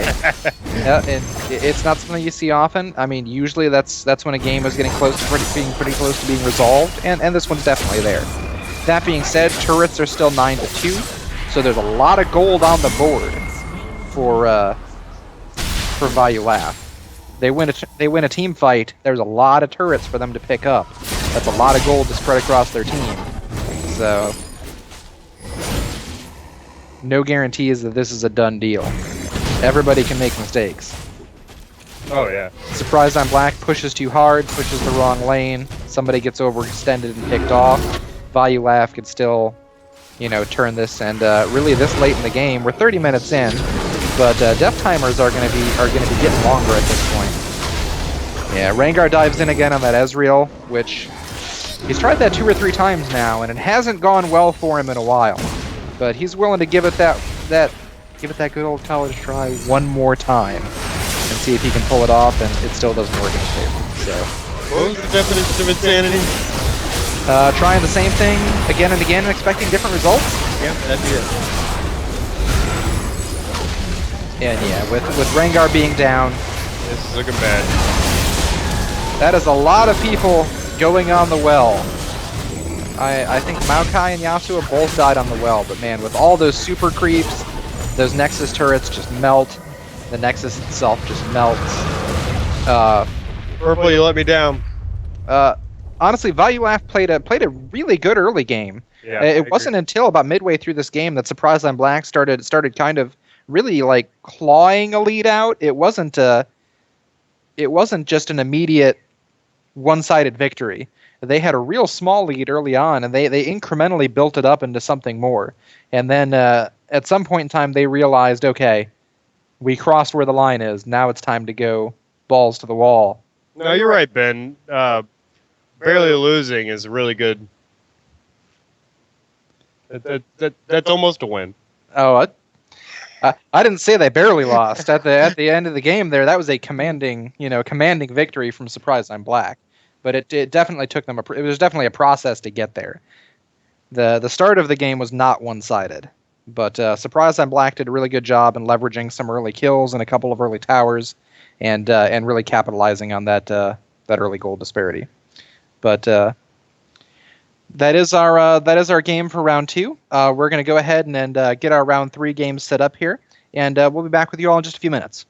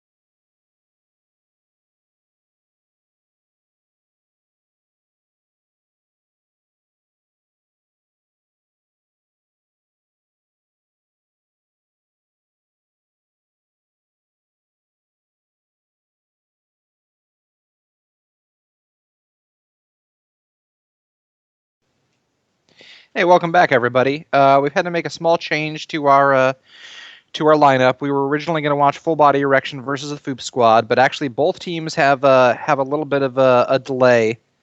They've both got some stuff going on that's going to take just a few minutes, so we're going to go ahead and actually switch over, and instead we are going to be watching Lumpy Space Princess versus Surprise I'm Black. Hopefully, we can get back to the other game when one of them gets ungrounded. Oh, and the cable technician's on the way, so any minute. Yeah, you've got a window between noon and 7. Sometime in August. It'll be sometime during normal working hours. Oh, and just in case anyone was curious, it's not only diet, it's also caffeine free. You know what? And all right, we're in Champ Select. Let's take a look here and see what do you think we're going to see in the way of bans, Tony? I mean, there's a Maokai. That's not surprising. Maokai's been used to good effect today. Is there anybody you've seen in previous games that you think they'd be smart to go ahead and rule out right off the bat? Evelyn. Evelyn? That's the most dominant character I've seen today. We've seen the Kog'Maw ban. I'm going to go out on a limb. That might be targeted. It's hard to say. The Kassadin ban, not uncommon right now. Kassadin's gone through some changes recently. He's a slightly different champion, but he's still just incredibly annoying because he's so mobile.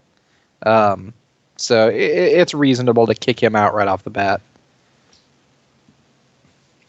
We've got a Rengar ban, Yasuo, and a Braum. All pretty reasonable. Solid bans overall. Excuse me. We're seeing that Nidalee top again. Have we seen a Nidalee top in every game today? I think so. Yeah, it's all on account of just those changes to her mechanics recently. We're seeing a lot more Nidalee as a bruiser in these games now that she's just not as effective as a long range spear chucker. And there you go. You can be happy to say there's your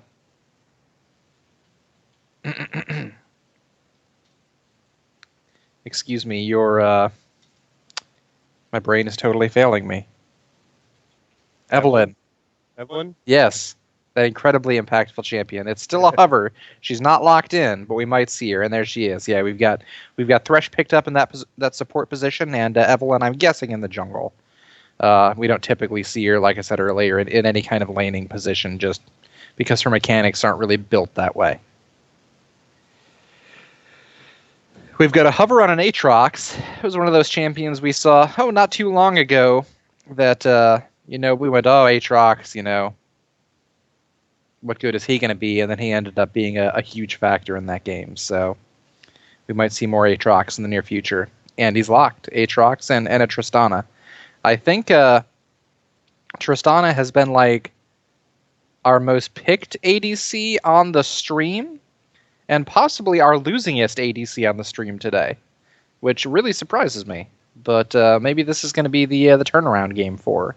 We'll have to wait and see. Well, what can you tell me about the teams playing? Not a whole lot, to be quite honest. I mean, Surprise I'm Black is the team we watched last round. Right. So we're familiar with some of them. Lumpy Space Princess is a new team to me. I've not encountered them before, so I'm pretty interested to see, once they get into loading, what they were last season, and I want to see how they play. Be an interesting new experience. Well, I'm certainly not picking against Surprised I'm Black this time, so you get that. You get the Princess team. I'm going to have to cheer for Lumpy Space Princess. Yep. Is that how that's going to work? That's your team. All right, we've got a Zac pickup here, too. I'm curious to see if he's going to end up top.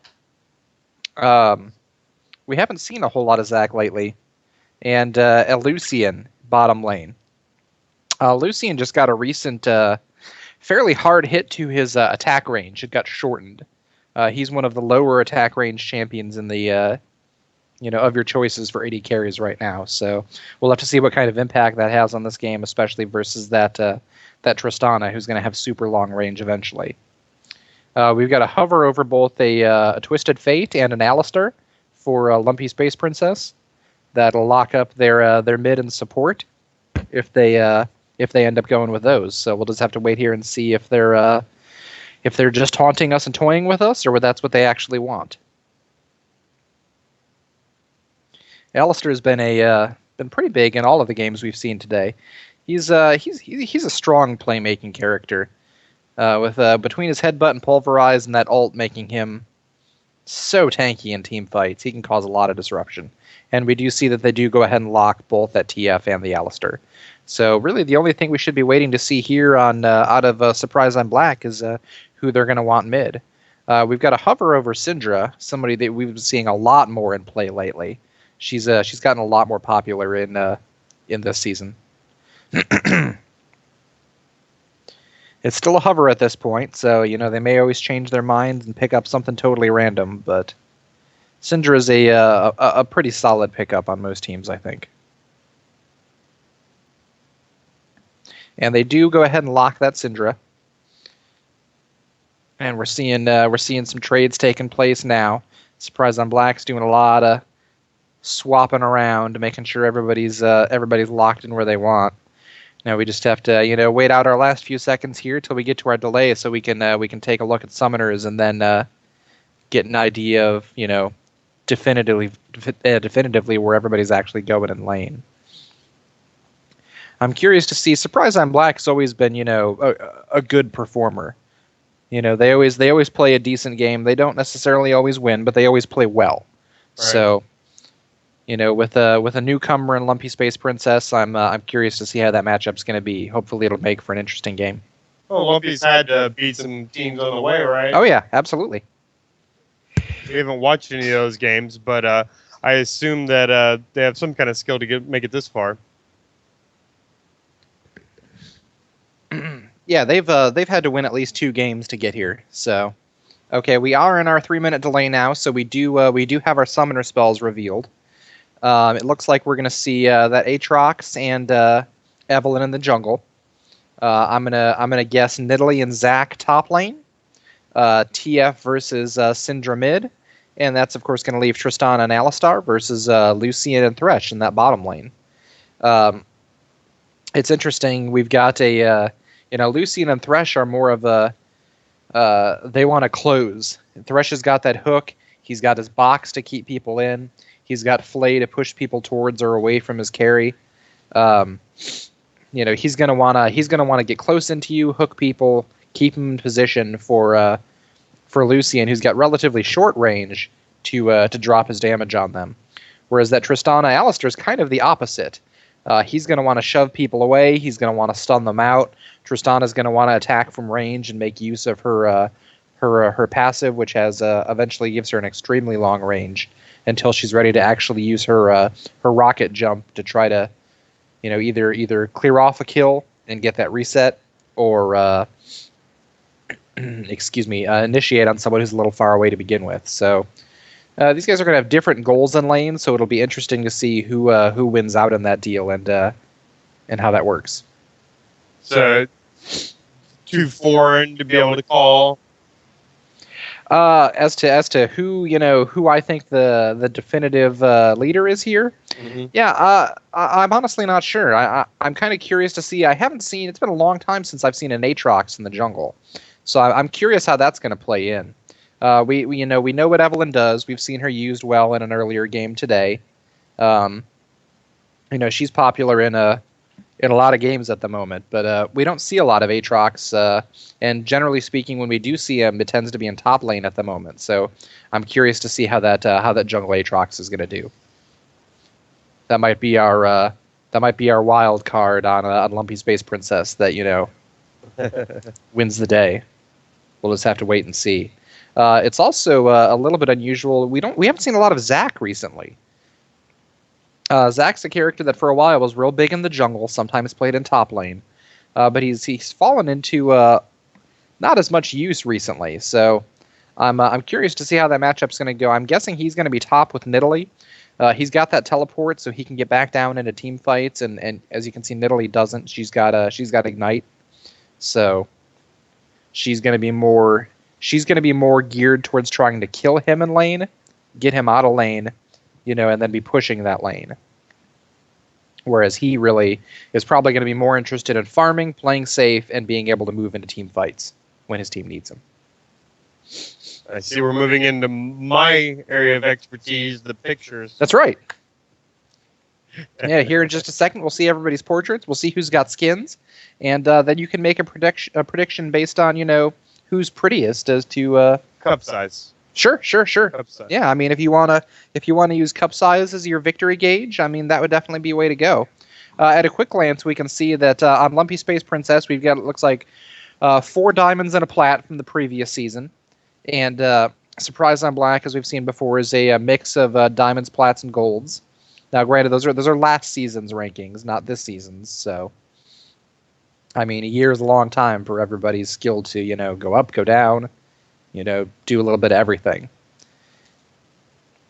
Let's see, who has the crappy computer today? Be Visceral. Now that you can see up there on Lumpy Space Princess that Mecha Aatrox. That's actually a new skin that just came out recently. To me, that looks like it's straight out of oh gosh, what was Meg the Warrior? Oh no. The Giant Robots versus Monsters movie that just came out. Pacific Rim. Pacific Rim. Thank you. Yeah, he looks like a Jaeger ripped pretty much right out of Pacific Rim. He's even got the little spinny reactor in his chest. So there's also a Mecha Malphite that came out at the same time that kind of has a similar style to him. What's Zach supposed to be? Looks like snot. He does kind of look like a big ball of snot. If I remember right, and I'm sure somebody in the chat can help me out on this, he is some sort of science experiment gone right or wrong, depending on how you want to look at it. So, he's supposed to be a weapon, or was created to be a weapon. Well, I think on cup size, maybe not size, but at least perkiness, we had to go with Syndra. Yeah, she's got a lot of lift from that there's chest piece. They're real high. Separate. Evelyn's, looking a little bit droopy as she's aging. I'm noticing that. But that might just be her splash art. Her splash art's a little behind the times right now. So, when she gets, they're in a cycle right now of doing a lot of splash art improvements. So she may get like a lift and tuck with that new splash art. So we'll just have to wait and see. And Nidalee definitely needs a brawl of some sort. It's not working for her there. What's Deep Terror Thresh? What's that supposed to be? That looks like some hentai monster. I think the Deep Terror Thresh is some kind of like conglomeration of sea creatures. Some sort of squid-looking head and bits Tristana, better look out because he's gonna tentacle rape her there. That's not gonna be good. Yeah, that's a idea for you in the future, Riot. You've got hentai tentacle monster thresh. So, Tony's gonna give you that one for free. Okay, we're in the game. Everybody's moving to lane. We see a lot of folks from both teams moving into the mid lane. It looks like they're focusing on that bottom jungle to begin with. Surprise on Black pushing straight up and in, getting real close to the river. They are just right over the wall from pretty much the whole team of Lumpy Space Princess. See, who's going to focus on what buffs, if there's going to be any early trades, if anybody's going to try to do an invade and steal red or blue. You've got TF and Nidalee really pushing on that Zac in top lane, trying to drive him back. I don't know if they're going to stay and try to steal that red buff, or they're just going to try to drop a little bit of damage on him to make him go into lane behind, or force him back early. Everybody's dropping some initial wards. You can see Lucian right there is actually standing on one of Lumpy Space Princess's wards. So they know he's there. They know he's in position. They realize that they may be thinking about making a play on red, but it looks like they're going to decide to fall back and just safeguard their blue, do a standard safe start, and move on from there. As more time goes by, it looks like both teams are kind of moving into that position. Zach did end up going ahead and backing before he went back to lane, so he's going to be in lane versus Nidalee at full health, and it looks like that's going to be early enough that he's going to be coming up with the creep wave, so he won't be missing any last hits or be starting behind in XP, so that's good for him.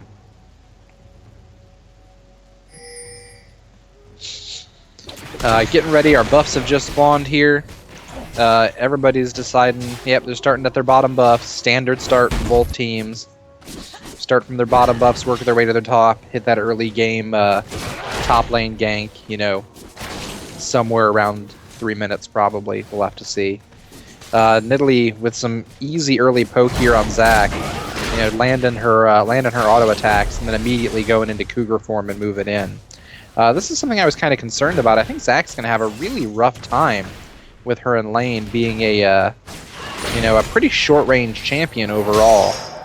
With the exception of a couple of his abilities. He's going to have a hard time keeping any consistent damage on her.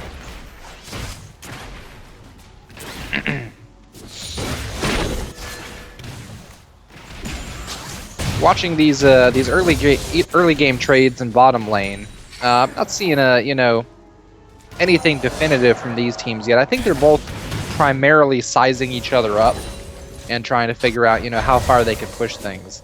Zach's still very low on health at this point in the game. I mean, he's got that passive when he dies, where he'll actually break apart into multiple blobs, and those blobs will crawl back towards each other. And when they get back to the middle again, he'll pop back up from those blobs. So, snotlets.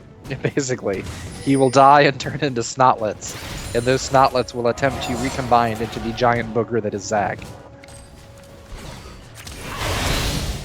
We've got an early gank on Syndra here. Aatrox using his slow and his jump to great effect. Slowing and then knocking her up. Added in with that yellow card from TF allows them to pick up a pretty smooth, very early kill on that Syndra, giving them first blood. Nidalee's still punishing this Zach just relentlessly with her auto attacks. Are those skill shots? No, that's just her standard auto attack. Some champions have melee auto attacks, some are ranged, it varies. Oh, there's snotlets. Yep. And that's the thing, she committed really hard on that, had to blow her flash to get out and not get killed by the tower. That's a good position for him. He's going to come back together from those snotlets, and he's going to be able to stay in that lane. I mean, he's not going to come back to full health, but he is going to be able to maintain a lane presence. And with Nidalee taking so much damage from that tower, that might finally put him in a position where he can come in and really do some damage. Zach pushed out.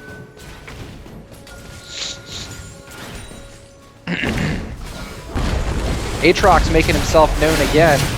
Alistar is able to get the headbutt in, pin Lucian to that wall, put Aatrox in a perfect position to jump in, knock him up, get a second CC on him, and while he tries to walk away at that point, there's 3 people on him.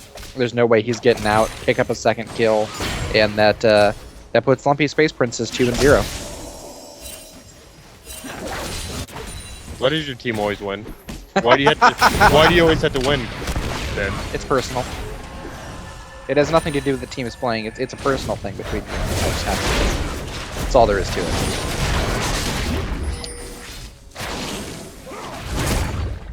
Nidalee's back in lane. Zach's doing a much better job of trading with her now. A lot of that's helped by the fact that there's a significant number of creeps dropping damage on her.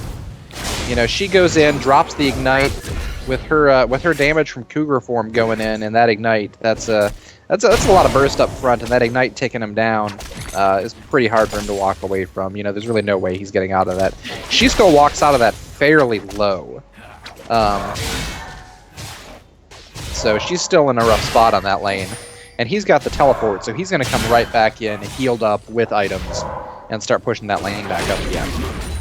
Thankfully, Nidalee's got that heal, and that's going to help her out quite a bit. It's going to cost her a lot of mana, but she's getting a lot of her damage now from those abilities in Cougar form, and those don't cost her any mana. So she's going to use her heals, land her spear, and then she's going to switch forms and try to use, those mana-free abilities.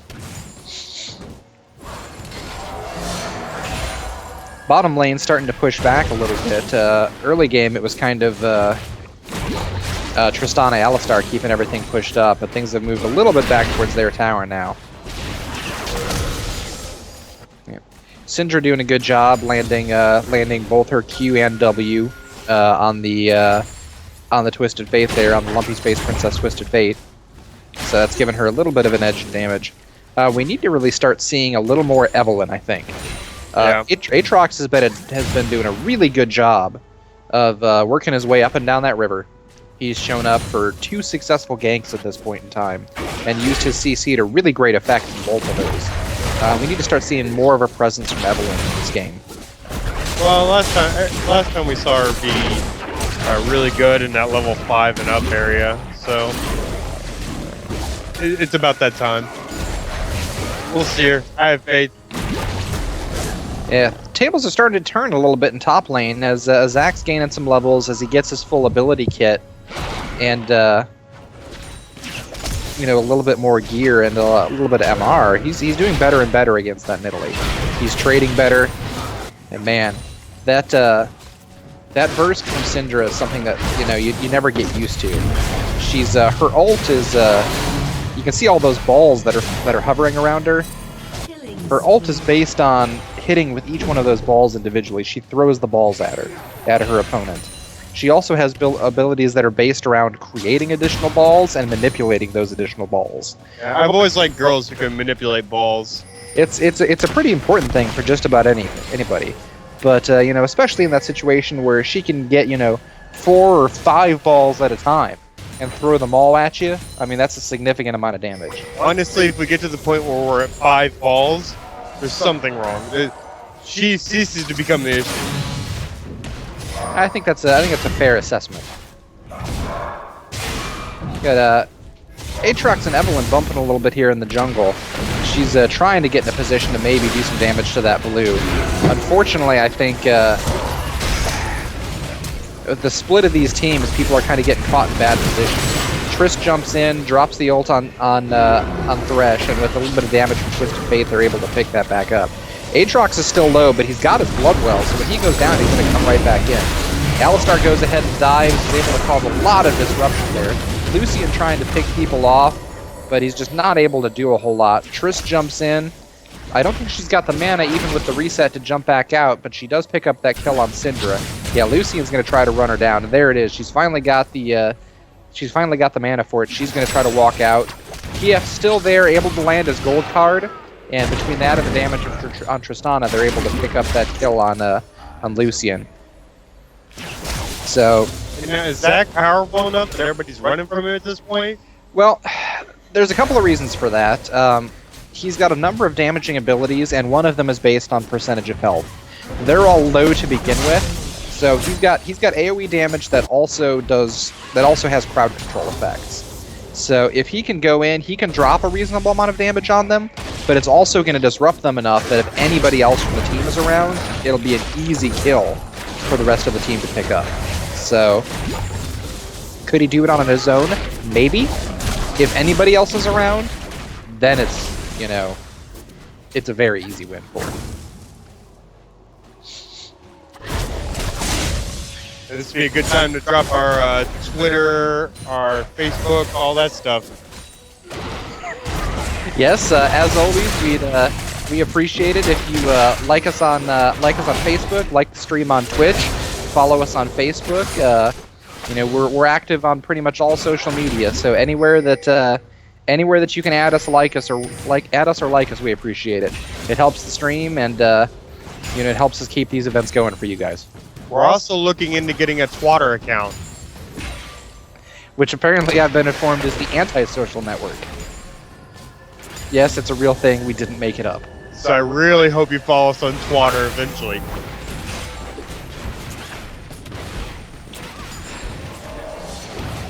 We've got some pressure coming out of Alistar and Tristana in the bot lane. They've got a decent creep wave there with them. They're going to do some damage on that tower, but they're not going to be able to, really push it and roll it over yet. At this point in time, we're looking at an 8-3 kill spread and a 4k gold lead with 1 tower. That's definitely significant. It's definitely not definitive at this point yet. It's going to be a little bit longer before we really know for sure, if there's a clear winner. Looking at our individual lanes and our CS counts, everybody is incredibly close at this point. Oh, there are black balls getting flung everywhere. Yeah, and I think that gold card was a mistake on TF's part. Syndra still had her ignite. She wasn't in range to do it. I think he was safe after her ult landed. If he'd have walked away, he'd have been fine. He pulled that gold card and turned to land it. That put her in range to drop that ignite on, and that cost him his life in that instance. Sometimes you just got to walk away, and I think that was one of those times. I'd like to help out Surprise on Black a little bit. Let's call out their worst player here. Who's their worst player in your analysis so we can tell them to pick it up and get it moving? Honestly, I don't have a clue in that one. I don't believe they have anybody that's, you know, a significant detriment to their team. They're all pretty decent players in their own right. Well, something's going wrong. They're down by 4 kills, 3K, 1 cow. Yeah, we've got another fight going here in bot lane between the lane and the jungle. Oh man, that's gonna turn with TF coming in, with Tristana coming in. They're trying to lock out that Aatrox, but he's already doing significant damage. He's got his blood well up again. So there's just very little they can do there. Tristana picks up the kill through the wall with her dot, gives her the jump to jump onto Zac. The gold card lands, Aatrox jumps in. Zac's already got the red buff on him. Yeah. Even on the tower, 4 people on you, there's very little you can do to walk away in a situation like that. Easy tower dive that they're probably going to convert into a tower pickup here. I don't see any reason why not. Nidalee's still pushing top. Syndra is trying to push her off. And having Syndra top and not in that fight where TF was that made it real difficult. It's going to create a situation where Lumpy Space Princess can pick up another dragon and just keep lengthening that gold lead. Syndra's ult comes out, but it's just not enough to knock Nidalee down. She's still coming, trying to land some spears. Couldn't land that Q. If she'd landed that Q, that would have been it. Syndra would have gone down. Evelyn does find a pink ward there in that tri-bush, so good for her. She's going to go ahead and knock that down, make her roam a little bit easier. Nidalee staying top and pushing. Zac's here now. She's probably going to go ahead and get out of there and back. She's doing well, but you know, face to face with Zac, I don't think she can fight it at this point with low mana and half health. Lucian and Thresh are bot lane, trying to do some damage to that turret, pick it up and make that a more even trade turret for turret. But they just can't do it now that Tristana and Alistar are back. That's just not a fight they can fight. Tristana's with her 3 kills. She's already got her Infinity Edge, and that combined with her attack steroids is going to make her a rough target to fight one-on-one for now. I do have to say that one of the things that's actually really impressive if you look, even with the fact that Lumpy Space Princess is up in gold and kills and towers, Surprise on Black's doing a really good job staying even with them in CS. They are not allowing them, you know, in that metric to pull any kind of a lead. You know, 96 to 93 top, 103 to 121 mid. That's starting to stretch out a little bit, but really it's in Surprise on Black's favor. That's Syndra being ahead. And in the bot lane, we're looking at 108 to 105 on Tristana, with Tristana in the lead. So, looks like Zac's surviving up top. Barely. Yep. And that's another pickup. We basically got a 4-man roam going mid now. They're able to take down Syndra. They've got creeps coming up behind them. They may stay and try to take this tower down. We've got Thresh defending. They don't know that Evelyn is there yet. We've got 5-man on that tower now. They may keep pushing, try to get a second one. Yeah, they're going to go ahead and push, try to take that second turret. I still am not sure if they know Evelyn is actually there. So they may think it's just Thresh. Yeah, Thresh lands his hook on Aatrox, but there's really nobody there to follow up, especially into 3 other people. It's a good opportunity for them to go through, sweep wards out of the jungle, pick up that blue buff if it's up.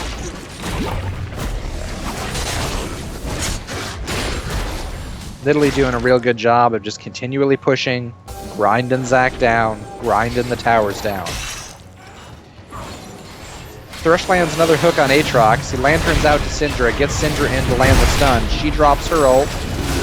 Evelyn's in there as well. Ignite goes down, and it does pick him up.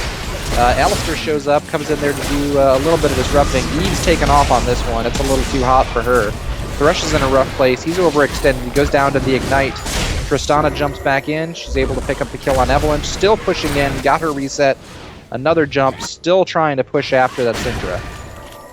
Alistair, TF, still chasing. Tristana just behind. It's a nail biter. And there it finally goes down with the wild cards and the headbutt. She made a valiant effort to get away from that one, but it just wasn't enough. Are you still thinking it's too early to call? Lumpy Space Princess does have a significant lead at this point. They're getting close to 10k, a 9-kill lead. That 4-1 towers is a big deal, but that leaves 3 towers on the board for Surprise on Black to still pick up, and that's a lot of money. I think Lumpy Space Princess definitely has an edge right now, but I don't by any stretch think it's actually decided. I'm pretty sure that was your nice way of saying that Surprise on Black's going to lose. Okay. Not if they keep playing like that. There's the that's good. Yeah, as well played. A good pickup on the.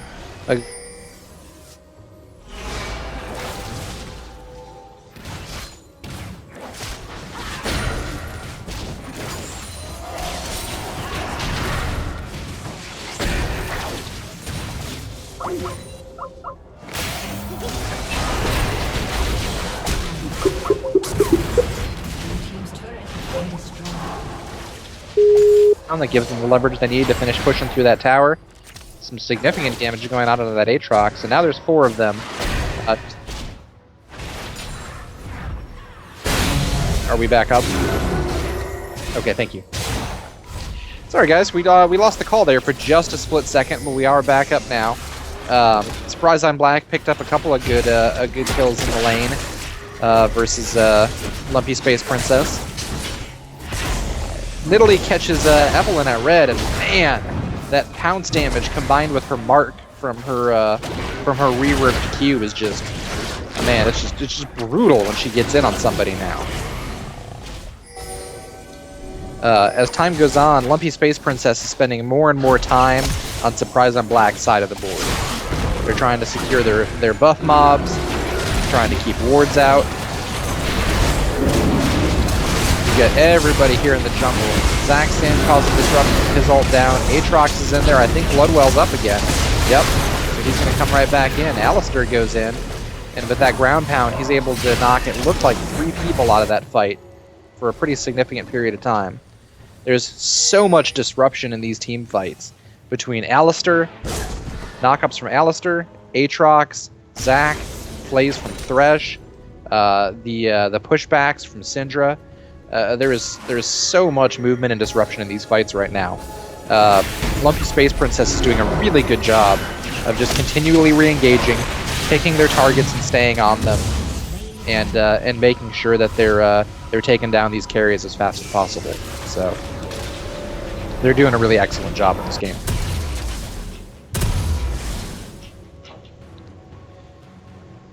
It's a good opportunity for them after winning that fight to back, pick up new wards if they need them. Surprise on Black is kind of relegated to pushing lanes back out at this point, since in all 3 of them it looks like we're down to inner turrets on 2 and base turret in the mid lane. So they've got to get those lanes pushing, get them going in the other direction so they can get some time to farm up a little bit, push some wards back out into the jungle, and make things a little more secure for themselves.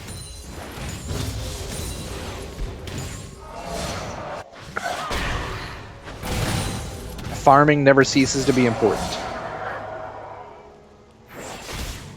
Even if you're behind in a situation like this, if you've got these lanes where they're pushed to your side and you can still farm comfortably on turrets, it's just another avenue to get back into the game. There's an 11k gold deficit now, and Nidalee just a little bit cocky going in on that Syndra. Takes a lot of damage and ends up going down to Lucy and trading 1 for 1. And really, I mean, the way it is right now, Surprise on Black's down quite a bit. I mean, if they start trading 1 for 1 is not necessarily the worst deal for them. TF pushing that top lane versus Zac. I think that's going to be a rough one for Zac. I think all he can do is sit back and defend. He's a little bit behind on the gear. I mean, he does have a Spirit Visage, so that's going to help him out against TF a little bit, but I think TF's going to be a hard one for him to push off. And TF, I believe, does have his ult up now. Yes, he does. So if anything happens somewhere else on the board, he can leave that split push and get back for a team fight pretty quickly. We've got Alistar, Tristana, and Aatrox all coming out of the jungle. I think they've decided they're done messing around and they want this top turret. They're waiting on creeps right now, but that line's going to be up with them pretty soon. Really, what we would be nice to see here is for Thresh to land a really solid hook. If he can get a really solid hook on somebody, especially, you know, that TF, or, I mean, Tristana would be nice. Granted, she's got the potential to jump right out, but, you know, with that little bit of time she's hooked, it may be enough that they can drop some big-time damage on her. Nidalee goes in under the tower on that Zac. He's got his ult going, trying to disrupt her, and it may be just enough, and it is. That Let's Bounce is just enough disruption to let the turret do its thing and take down that Nidalee. So very well played by that Zac. Good job on him.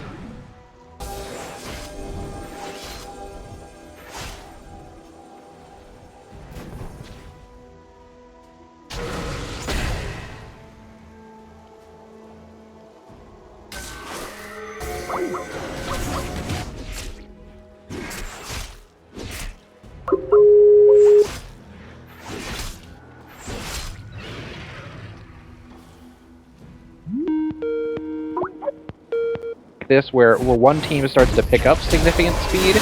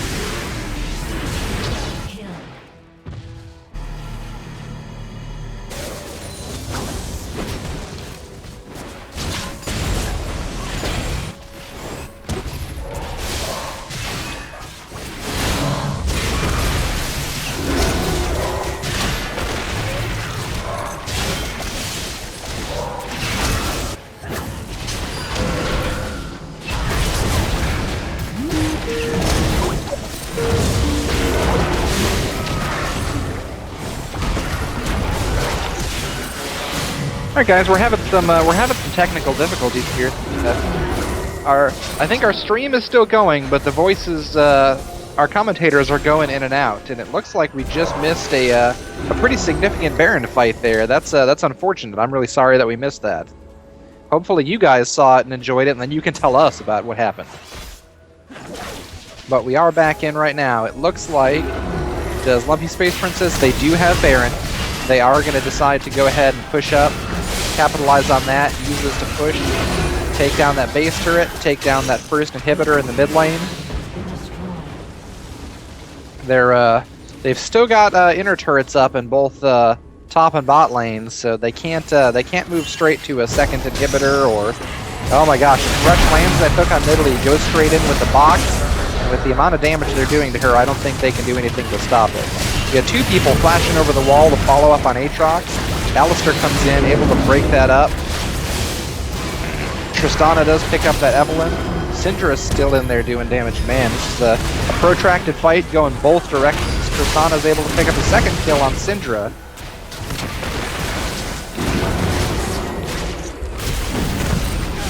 She goes in, third kill for Tristana. Tristana making a great showing in this fight. Great showing out of Tristana in that fight. Great job by Alistar with the knockbacks. Solid gold cards out of TF. Really, really well played by everybody on Lumpy Space Princess.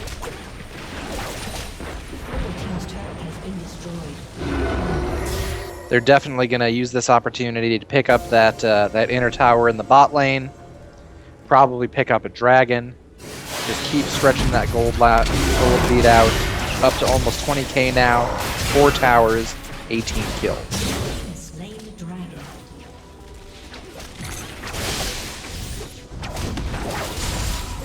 As much as I like the surprise on black guys, I think you may have picked wrong this time, Tony. I'm the curse. I cursed them. I'd really love to hear their video stream right now. I mean, they have to be falling apart. Yeah, that's actually really interesting to listen to sometimes. I mean, yeah, there are some teams that do that, but a lot of these guys are pretty good at keeping their cool in situations like that.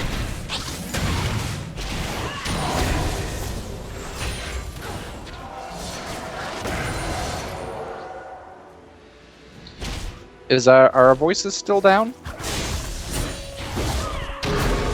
Yeah, we can Hey. hear you. Excellent. Okay, well, real sorry about that, guys. We've been in and out a whole bunch. I think we're back up. I think we're stable again now, so hopefully we'll be staying with you for the near future. Seen a lot of activity in the last few minutes. Lumpy Space Princess really pushing, doing an excellent job, clearing up that inhibitor and tower mid, picking up that inner turret in the bot lane. Really led by the damage from this Tristana, supported by Alistair, supported by TF, and really everybody on Lumpy Space Princess is doing just an excellent job at this point in time. Everybody's fulfilling their roles to a T. Alistair and Aatrox are causing a huge amount of disruption. Nidalee's bursting down any target that gets low health, and the constant stream of incredibly high damage coming out of this Tristana is just unstoppable at this point. Tristana picks up another kill on that Zac, and another kill on that Lucian. That's another double kill for Tristana. She's 13-1 right now, Tony. And the facts. We have an MVP in the making. It's certainly a possibility. Any girl who can do 13-on-1, amazing.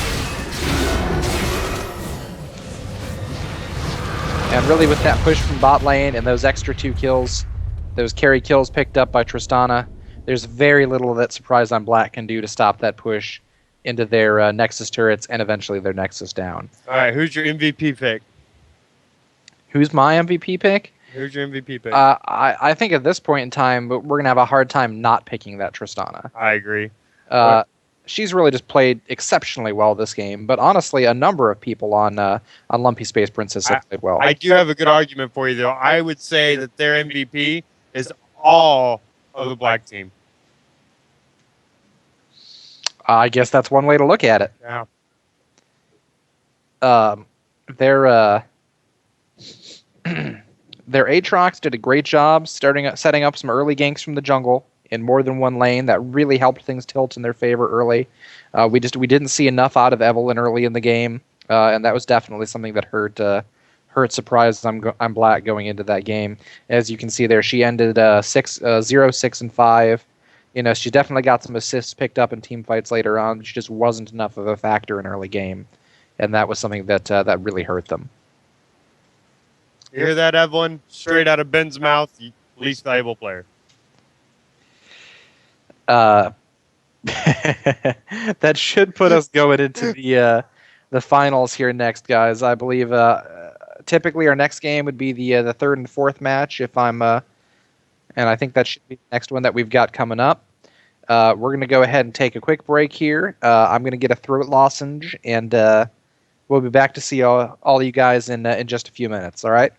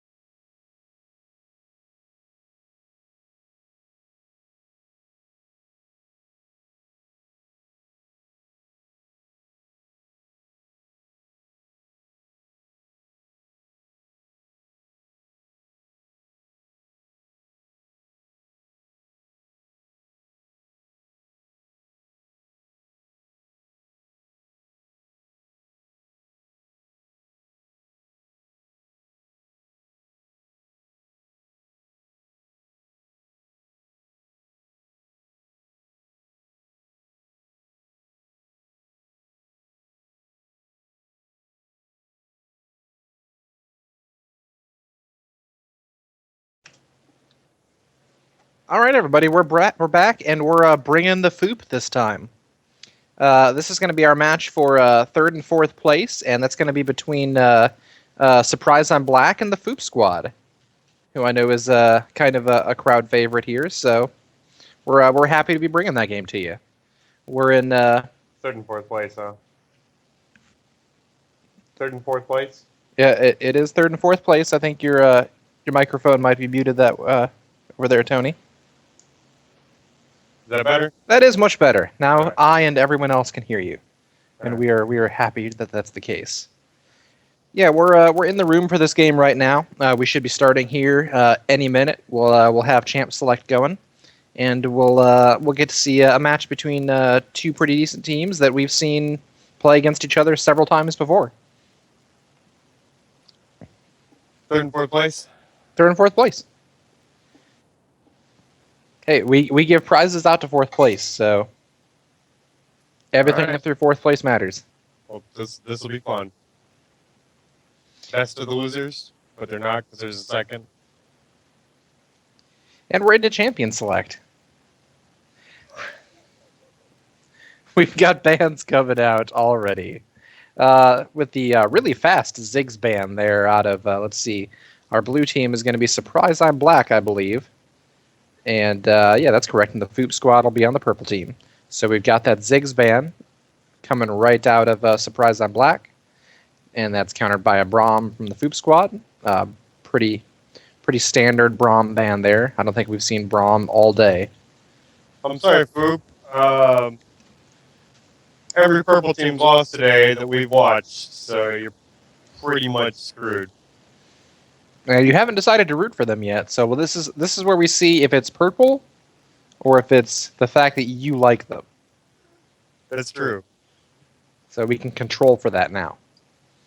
We've got an Alistair ban out of Surprise I'm Black. A little bit unusual there. But Alistair's been a big force in pretty much all of our games today so far. He's been a pretty effective champion. The Yasuo ban, not surprising, out of the Foop Squad, followed by Rangar. And that leaves our last ban from Foop here.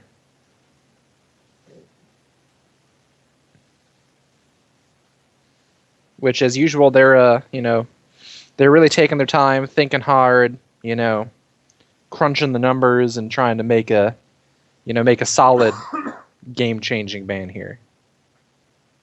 And that ends up being Maokai. Yeah, we saw Maokai used a pretty solid effect in our first game, and I think he's been banned pretty much ever since then. Is that? No, I think we've had him in 2 games. The first 2 games. It's possible that I'm wrong. Now, I can tell you what we have had every game. Nidalee in the top lane. Oh yeah.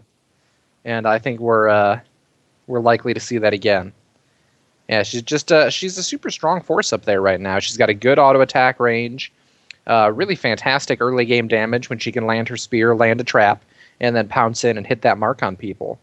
Her kit's just really solid right now, even though she isn't just a spear bitch anymore. She's still awfully strong. We've got a Jinx and Nami picked up by the Foop Squad. I'm going to go out on a limb and guess that's going to be our bottom lane. I don't think we've seen a Jinx in any games that we've cast so far today. No, we haven't. A possible Skarner hover over there out of Surprise I'm Black. Skarner's another one that we've seen a little bit more recently. He's still not a consistent pick, but at least he's making it back into the game a little bit, and that's good because I've always kind of liked him. So I'm happy at least. I still haven't gotten an Urgot today, though, and I'm disappointed about that, but it's what it is. I wouldn't hold your breath for this game either. Yeah, I'm not. Really waiting this one out. Yep. There's a switch to Draven. Oh, really? And the Skarner still gets picked. Interesting. You got a potential Wukong in the jungle on the Foop Squad. Wukong, solid jungler potentially, or top lane, either way. Wukong? Wukong. Monkey man. Monkey with a stick. Don't be racist. Wukong? He's got some He's got some impressive early game damage, quick burst, a lot of mobility, and a really good ultimate that allows him to go in and spin and do a knock up on everybody around him, which is really disruptive in team fights. So When you say early game, what defines early game? Like to certain levels, certain to gold? I mean more that even without a whole lot of gear, he can still do some pretty decent damage early on. Obviously, gold, that'll then. go up as he gets more, but however you measure it. We've got that Teemo. We've got a lock-in of the Teemo, the Mo, over there on, excuse me, the Foop Squad. Teemo is not somebody that we see a whole lot of. Tends to be either someone that when he shows up in a game, he is both amazing for his team and frustrating for the other team, or he is just a horrible detriment to everyone. It tends to be one way or the other with Teemo. You don't tend to walk out of a game and say, wow, that was an acceptable Teemo player. No middle of the road, huh? Generally not. We're waiting on our last two, and surprisingly, we're going to see a Blitzcrank and a Rise. I'm going to guess that Rise is going to be middle, and Blitzcrank is going to be bot with Draven, but stranger things have happened. And the Foop Squad rounds out their roster with an Ahri mid. I'm going to go out on a limb and guess we're going to see that Teemo top, probably versus Nidalee. We'll actually for once see a champion that has a ranged attack against Nidalee. So they've both got ranged auto attacks. That's going to be good for them at least a little bit. Plus, Teemo's also got a blind. He's got an attack that blinds his opponent for a short period of time. Sure. So that gives him the edge in trading on those in those situations. So will it actually make your screen? No, it just makes all of your attacks automatically miss. Oh. All of your auto attacks miss for a short period of time. So that's nowhere near as cool then. It isn't. It'd be much cooler if it, like EverQuest 1 style turned your whole screen black when somebody hit you with a blind. Agreed. If anybody else remembers that. You're old. All right. We're all locked in. We've got our trades done. We're in our delay now. So now we can actually take a look at our summoner spells and see where people are going to end up. Not surprisingly, we've got Skarner and Wukong in the jungle. The top lane, I'm assuming it's going to be Nidalee and Teemo. I could be wrong on that. Nidalee could be mid. Rise could be top. I'm going to guess it's Nidalee top and Rise mid, but no guarantees there. I think we're going to see Rise and Ahri matching up in the mid lane. And then, of course, Draven, Blitzcrank, and Jinx Nami in that bottom lane. You haven't seen Blitzcrank played in any of these games yet, have you? No, I've not. Blitzcrank's got an ability, kind of his signature move, where he shoots out his fist, grabs somebody if they're in front of him, and then pulls them back to him. Like Sub-Zero or something? Kind of. Well, more like Scorpion, but. Oh, it's all the same to me. Nerd. But it works over walls, all sorts of stuff. It's very useful. He's not somebody we see a whole lot anymore. He's not common in the current meta. But generally speaking, he's entertaining to watch because nobody makes crazy plays like Blitzcrank. Now, who's your pick out of seeing that lineup? Some of these matchups I'm not real familiar with, to be quite honest. I'm really interested to see how this Teemo Nidalee goes top lane. I think that might be something where Teemo is gonna, Teemo might have the edge. He's gonna early on. He's gonna punish her with that blind. He's gonna have poison on his auto attacks, and he's gonna start using his ultimate to put mushrooms down in that lane, so that when she steps on them, they explode, slow her, poison her, do damage to her. So I'm gonna give that slight edge in that top lane to Teemo, and I want to see how that goes. I think that's gonna be an entertaining lane. That being said, while we don't see him that often, I love the Blitzcrank. He's got that playmaking grab. He's got a fantastic AoE silence on his ult, which is just amazing in team fights. If he can get a grab on somebody and silence them, it's almost a guaranteed kill for his team. You're trying to sell this guy way too hard. I'm picking Fab Squad. Yeah, I think you've been pretty consistent in picking the purple team so far today, so I'm wearing we're purple shirt. not surprised. Low hanging fruit. All right, we've got 5 seconds left in our delay. We're finally getting ready to launch into game. What's the point of that delay? There's actually a really good reason for that delay. When you're watching the stream, you want to be behind because anybody can be watching the stream. For example, somebody that's playing so against players you. can't cheat? Exactly. Gotcha.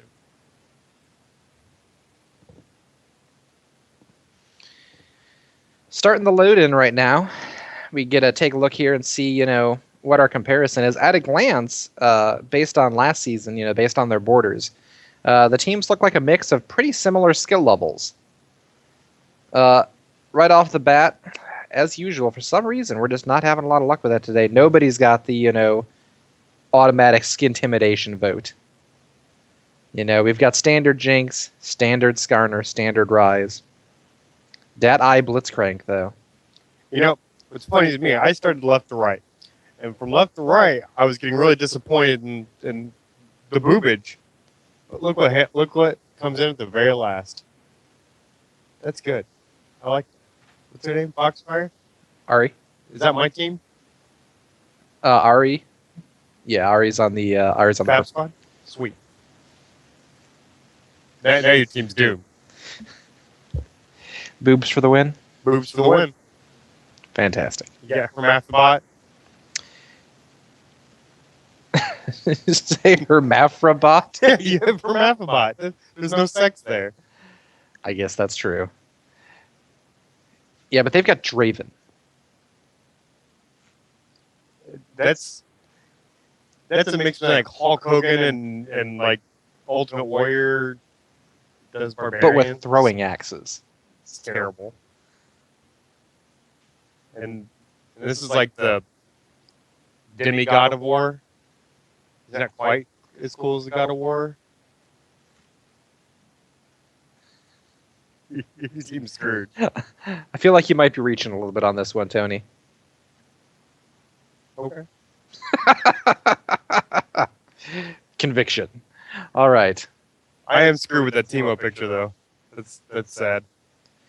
Oh, you don't like Teemo? Adults don't like that picture. Teemo's Gay. historically either a incredibly hated or loved character. Gotcha. He's a very polarizing individual. The combination of those poisoning auto attacks plus the blind, those mushrooms that I mentioned earlier. Did I mention those are invisible? Yes. Yeah. Yes, he drops invisible mushrooms. So even better there. And when he stands still, he automatically stealths. So he's pretty obnoxious for most people. Gotcha. Sometimes regarded as a troll pick. I'm sure that's not the case this time. Did I have a mermaid on my team? Do you have a mermaid on your team? Nami? Oh, yeah. I mean, yeah, something along those lines. Some sort of fish chick. That's certainly true. Aren't they all? Oh, I know a Jinx. Jinx I know has bigger boobs. We're getting close to being in game here. We're waiting on. You want to call out there? Looks like we're waiting on one person. All right, who's got their Commodore 64 firing up here? Skarner, come on. It's time to get a new computer. Maybe for Christmas? Something? Every time I talk about them, they go faster. You notice that? It's like he's over there winding up his computer faster because he want to be called out. We're almost in here. We've got our delay done. We're loading into game now. Very close to going. Third and fourth place match, second to last match of the day, against two pretty well matched teams based on their stats that I've seen. So hopefully we've got every chance of this being a really solid game to watch.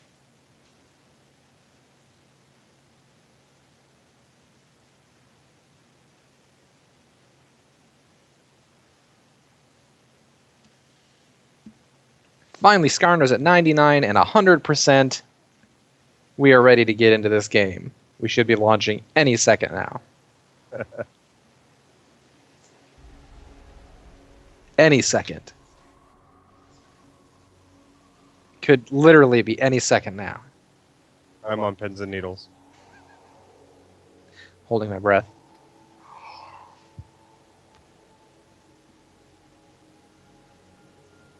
I hear the music. Skarner, if this is your computer, I swear to God. And we're in the game. Fantastic. Let's take a second and look and see what people are buying here right off the bat. We've got some pretty standard buys going out for most folks. That's not surprising. Let's take a look and see what our matchups are going to be here. Get everybody arranged so they're nice and even, and we can compare everybody's scores easily. Welcome to Summoner's Rift. Everybody's, of course, gravitating towards that bottom jungle. Get ready to protect those buffs or potentially invade the other ones. They're going to start pushing out some wards into that river. Everybody's going to see. You can see both teams have a ward in that bush. So, as of right now, excuse me, our purple team, the Foop Squad, sees that they're moving into their jungle. Nidalee going really hard, trying to get a right off the bat first blood on Teemo. Don't think it's going to happen. The Mo's just a little too slippery. Taking those tower hits just banged her down too much. She's still throwing some spears, making it just impossible for him to back without getting way off his tower. Because if she can get in and get one more of those, I mean, he's gonna be dead a minute and a half into the game. Blitzcrank grab, catches the Nami, and with all four people there, she is just blown up. I mean, there's just nothing she's gonna do to walk away from that. That's the power of the Blitzcrank. Well, Fab Squad, looks like I screwed you again. Screw purple again. Yeah, First Blood isn't quite as definitive as it used to be. I mean, there used to be quite a bit more of a reward for getting First Blood this early in the game. That's been scaled back a little bit. Obviously, you still get a reward for it. There's still some gold there from the kill. That's going to help them out in lane, but it's not quite as overpowering as it used to be. Got Wutong up top, taking out his bread. Looking a little low on health there. I'm not sure if he's going to I'm sure he's going to move in and actually try to, head to a lane now, or if he's going to need to back. Looks like he's going to come up and try to protect his Teemo in lane. Another good grab on that Nami. Draven not quite close enough to get any spinning axes on her. Wukong moving up into lane along with Teemo, trying to get that Nidalee caught. Nidalee's got her cougar form already, so she's going to do a pretty good job of pouncing out of there pretty quickly, but still some pretty significant damage going down on her. And that Nami has to go ahead and expend her flash to get out of yet another blitz grab that had a pretty good chance of catching her if she didn't flash. We've got a lot of early action going on in pretty much every lane at this point in time. Bottom's pushing real hard, mid's trading hard, top lane's trading hard. We've seen Wukong showing up top. It's just going to be a matter of where does he go next. Teemo getting some early poison, landing that blind on Nidalee. He is only going to get more annoying as this game goes on. Another grab from that blitz. Lands the knockup on Jinx. Draven is able to get really significant damage on her before she can get back and out of that fight. Blitz is proving himself to be an excellent asset at this point. Skarner comes in, tried to get that gank on Teemo. Just doesn't have the range. Teemo is a quick little bugger, so it's hard to get him locked down. Nami gets caught out, grabbed, knocked up, and the axes just take her out again. This is not looking good for the bot lane. Skarner is back in top lane again, trying to bring some extra force to bear on that Teemo, keep him from grinding down that Nidalee and really being a problem. But unfortunately, he really can't stay. He's got to go back into the jungle. He's got to keep killing his creeps there. He's got to make himself a presence in other lanes. Can't just hang out in top. Nidalee's got to handle this one mostly on her own. Where it looks like, all that being said, he's going to circle around again and try one more time. Nidalee goes in. He lands the blind, lands some poisons, throws his ignite, and that's enough to take that Nidalee out. Skarner's still in following him, but I don't know that Skarner's got the damage this early to actually pick up the kill on Teemo. You've been on some pretty competitive teams. At what point do you pull everyone back and say, we need to redesign everything we're doing? We need to rethink an entire game plan. Well, are you talking about for the individual game, or for the team composition, or? End game, we're losing. We need to rethink this. Well, I think that's something that a good team is doing almost constantly. Really, for all these guys, and what you'll see on any of the teams that are solid or fairly professional is communications nonstop. Right. They're always talking to each other. They're always letting each other know what their status is, what's going on. Their play caller is always in communication with everybody else. Can't say it enough, communication is key. So, I guarantee you these teams are both constantly talking to each other. What's working, what's not, why, what can they change to make it better? It's not like it's not like games in solo queue where really the only communication is for somebody using, a racial slur or profanity on everybody else, and that's really the only talk going on. I love that so much. That Skarner's presence finally pays off up top. Nidalee's able to circle around, land some spears, jump in, and get a kill on Teemo. In bot lane, that Nami's up again, and they made the mistake of assuming that it was just another opportunity to grab her and hook her and kill her. Unfortunately, Wukong was there too. That may have even been a little bit of a bait on Nami's part. Excellent bubble on the teleport on her part to keep Nidalee from coming in, but Nidalee's still able to pick up that kill. Blitz lands the grab on Jinx, and now that Ryze is down there, it's another easy kill for them to pick up. Between his Rune Prison and his Q, it's a lot of fast damage, a lot of CC. No problem picking up that kill on their part. We're looking at 6-2 right now. Gold lead is not significant. We're looking over slightly more than 2K. It's about a 10% difference between the two. Everybody's looking pretty close in CS. Mid is leaning a little bit in the favor of, Surprise I'm Black, but still pretty close regardless. Now they are going to pick up this first dragon, and that will be a pretty big tick in their favor.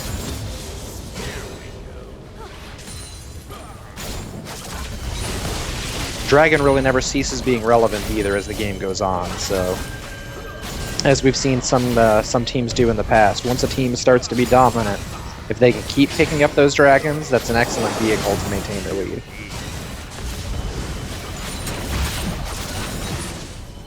The grab goes out, and that might be the, if you don't count where the flash was used, that might be the first grab that Blitz missed.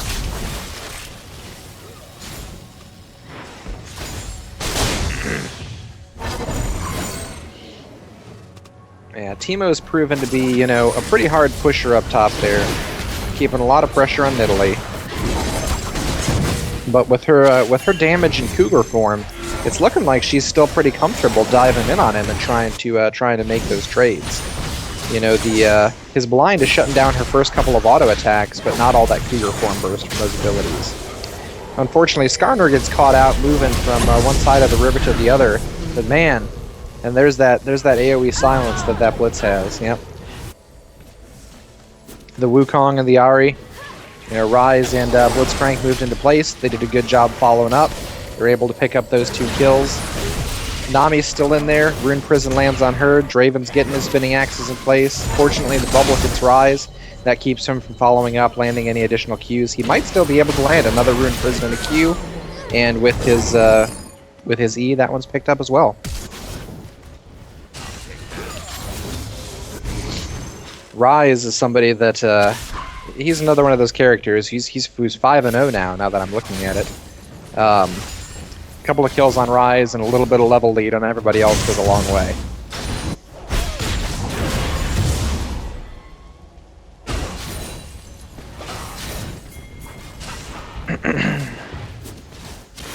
Teemo and Nidalee still trying to trade up top. He's a little low in health for the moment, so that puts him in a rough spot against her. If he gets hit by a bad spear and she goes in with the pounce, he's going to go straight down. Skarner ult goes out on Ahri, trying to keep her in place. I don't know if he expected Nidalee to come down or if he thought he could finish that one off himself. Nidalee finally does move in, lands a couple of auto attacks, helps Skarner finish that one off, and picks up the kill on Ahri.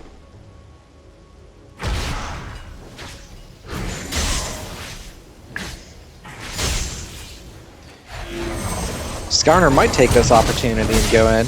I thought he might stay, grab those double golems, you know, maybe clear out some of that upper jungle, take away some of Wukong's experience a little bit, but he's going to go ahead and move out. Nidalee's staying to try to polish this tower off. Wukong's heading that way. I don't know that he could get there fast enough to stop this, but yeah, she decides she's going to go, and yeah, it looks like he definitely could have gone on her with that tower still up. She could have stayed and killed the tower, but I'm not sure if I would have wanted to fight that fight at that point. She probably made the right decision in just leaving. It's only got a couple of hits on it. It's going to be easier for somebody to come back and just take it down here in just a little bit. It really feels like the nation is playing really soft. Is there a reason that's happening, or they're not aggressive at all? I'm sorry. Which team were you asking about? Fat Nation. The Foop Squad. Yeah.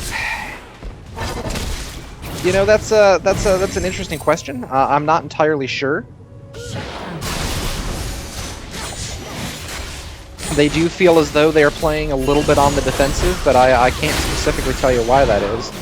That's a good catch out on that Rise. Getting some good shutdown gold off of him. You know, that's gonna help. That's gonna help counterbalance things a little bit. Skarner ult goes out on that Ahri. I'm not sure if he's got the damage to finish her, but he might. It's going to be real close. If he can get anything. No. And the long-distance Draven ult picks up a double kill. Awesome. Great pickup on Ahri, and he was able to actually maneuver it in such a way that it hit that Wukong on the backstroke. That, combined with his spinning axes, was enough to do it. Very nicely played by Draven.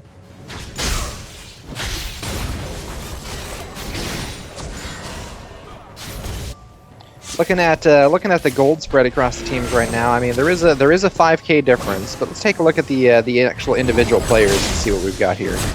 Teemo's leading up a little bit in the top lane. I mean it's only a 6 CS difference. It's not huge. We're starting to see a widening gap between Rise and Ahri.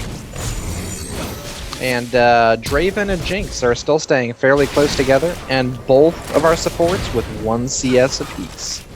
Well played, people. Well played. Nobody wants to see any CS on the supports. Oh, and Blitz lands the grab. He lands the pop-up, but with that flash from Jinx, he's too far away. If that Draven had his ult now, he could probably double kill that bot lane.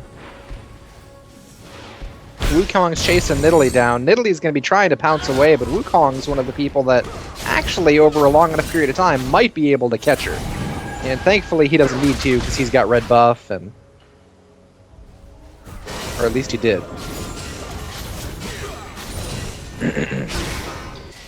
Right now, both our top and bottom turrets, our outer turrets, are looking really close to going down. I don't see any reason that Draven isn't going to finish this one off, and the next time somebody just looks at top turret wrong, it's going to go down.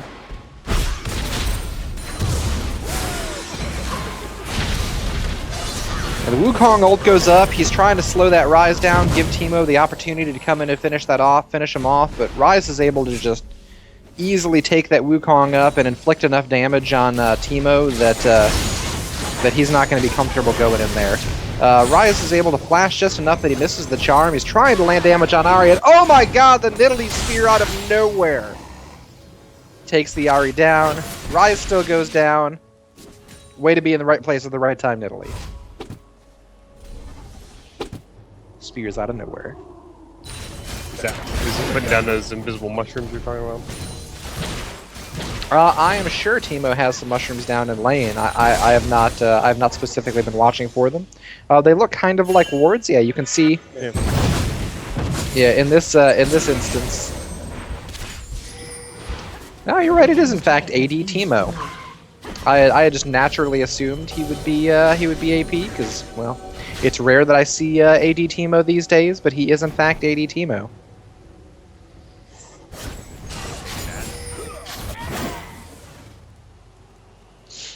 Nidalee still pushing up. It's a little bit dangerous on her part. Yep. And Wukong comes in out of the jungle. He's got his red buff going. He's got Teemo's Ignite going, and that's more than enough to take her down. We've got a little fight going on in the jungle over here, the blue buff. Skarner commits a little too hard than is probably safe, but thankfully the rest of his team is pretty much right on his heels to try to pick this up. Yeah. And the Jinx goes down as well, making a 2 for 2, balancing that out. If death is imminent, turn around and fight, do some damage. You know, that does tend to be the mentality most people have. It's just based on when you think it's imminent. A lot of folks have that idea that maybe they can just barely get away, you know, so they'll go ahead and try to run. But no, I am generally in agreement. You know, if getting out of it isn't an option, there's no reason not to fight. We just watched you guys die without doing anything.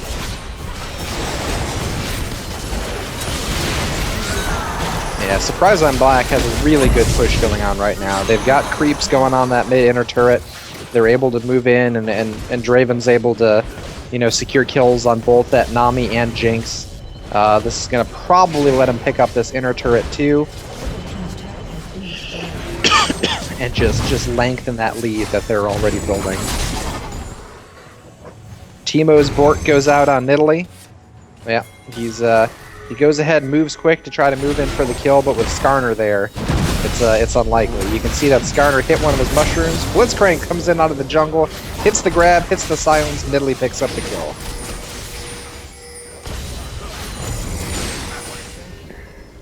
Right now, Surprise I'm Black has 3 lanes pushing. That's really the position they want to be.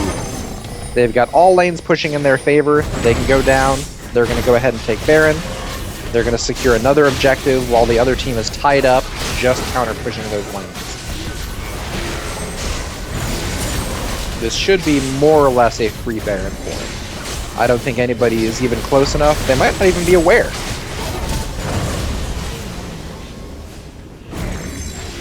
But they definitely are now.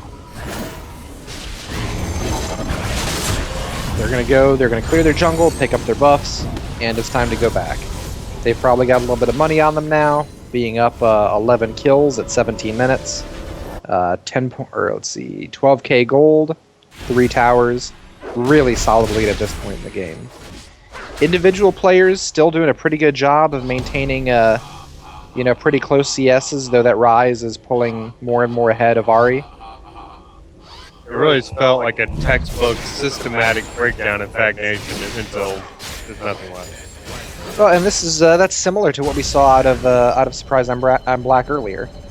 You know, they did a great job of very gradually securing world objectives, securing buffs, winning in CS, and very gradually using that to grind the other team down.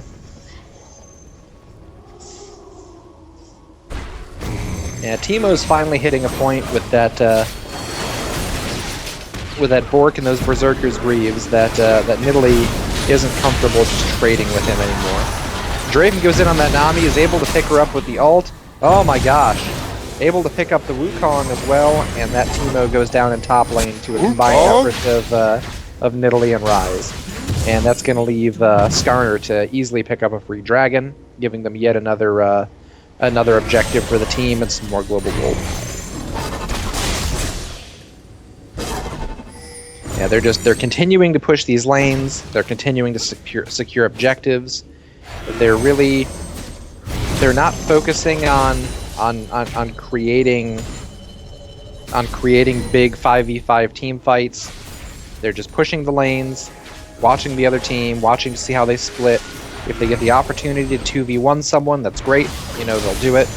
But this is interesting. Yeah, that's grab. Yep. That Skarner grab is yet another one of those potential game changers. He actually grabs and suppresses someone, and then for a short period of time, you can actually drag them around. Wow. So you can grab them and pull them back into your team, or what have you.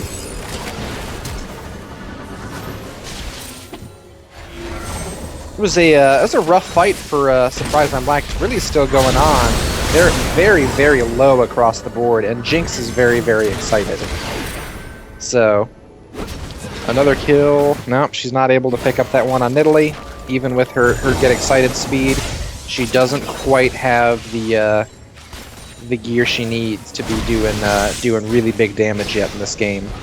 Draven's done a good job of winning solidly in his lane. He's really far ahead in gear, really far ahead in damage, and Jinx just isn't in the same spot.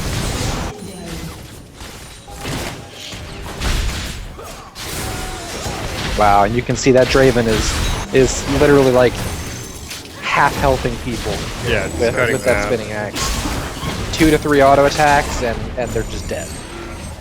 That's really and another spear. And this is, we're post Nidalee nerfs at this point. But yeah, those spears are still just a big problem. They hurt so very much. Rise being going in balls deep here, charging up between turrets, chasing that rat around, trying to get him locked down. Thankfully, the rest of the team comes in and cleans that Teemo up for him. Yeah, I think there's blood at this point. So. Yeah, there's a lot of blood in the water at this point. Draven is just so fed. They just can't handle him. If they go into team fights and the rest of his team does nothing else other than just provide a shield for him, Draven can systematically take apart the rest of the team. Those spinning axes are just, they're so incredibly strong right now.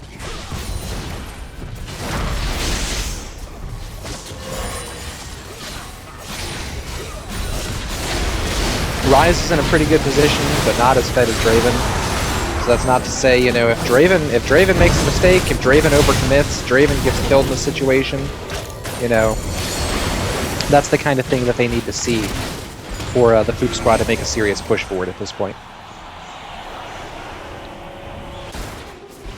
Going about a 20k gold lead. Yeah, it's a significant spread. Almost 20k gold, 21 kills. That's 6 towers to 1 tower, and really it's those securing those objectives, getting the dragons, picking up the Baron consistently. That's just something that Surprise on Black has done a great job on.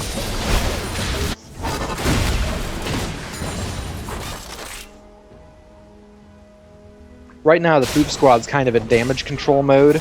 All they can really do is clear the creeps out of their base, wait for an inhibitor to come back up, wait for that center inhibitor to come back up, and then start pushing things out again.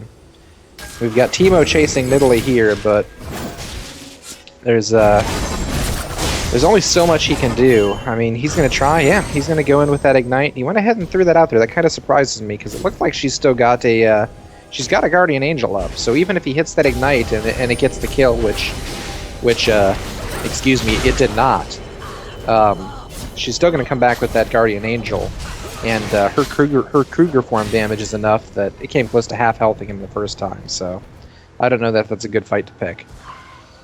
And it looks like, we've actually got a surrender vote going through. And yeah, it looks like the Foop squad's going to go ahead and surrender. Really, really well played game by Surprise on Black.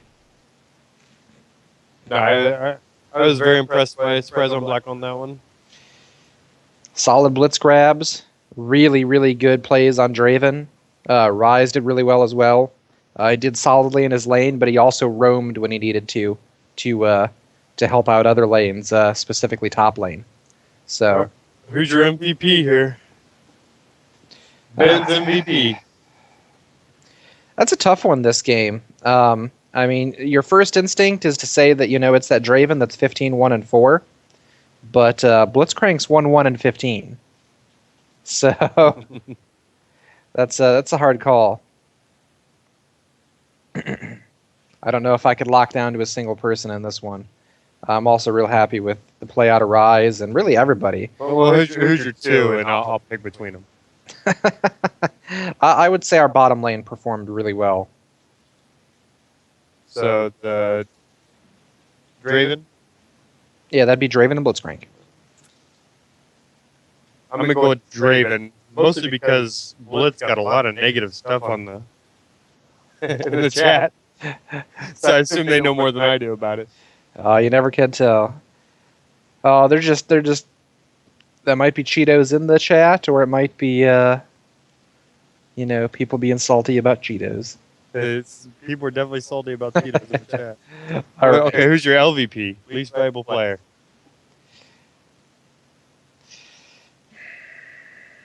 Who didn't pull their weight? That's a tough call as to who didn't pull their Jinx weight. is not looking good on the stats, right? She was in a rough. The bottom lane had it bad. But she's got a lot of gold. Nami got caught early, and that was certainly rough on her in that early deal. She was definitely a grab magnet. So we'll say we'll call it Nami, but because she blew it early. I guess for being a grab magnet. But still, fun game to watch. Surprising Black's done well today. They're going to be in third place, and the Foop squad's going to be in fourth. We're going to take just a real quick break here, and I'm sure we're going to have our championship match going in just a few minutes, guys. So we'll see you here in just a few.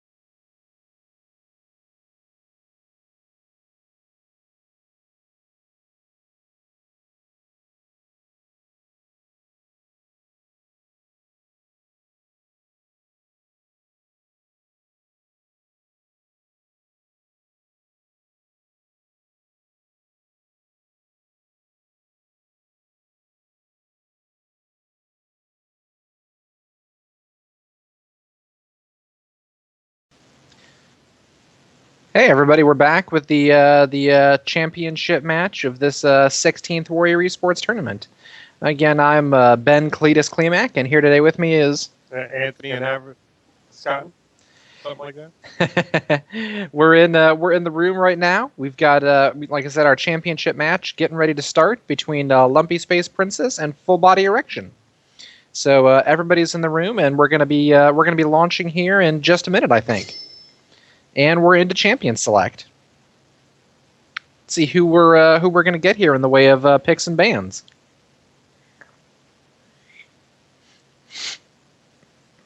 See if it's something unexpected or is the Maokai ban. Again, not surprising. I think we've seen Maokai banned or played in pretty much everything we've seen today so far. Yep. So that tracks pretty solidly with what's been going on.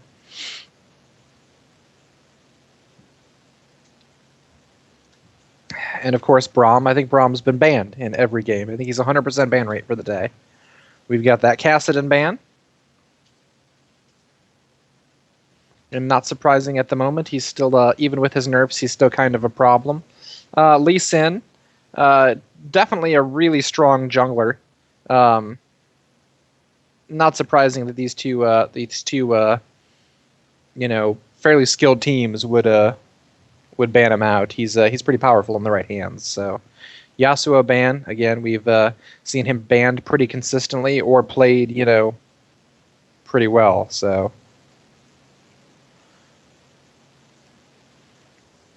And that leaves us with our last ban of the day. We'll see what we see.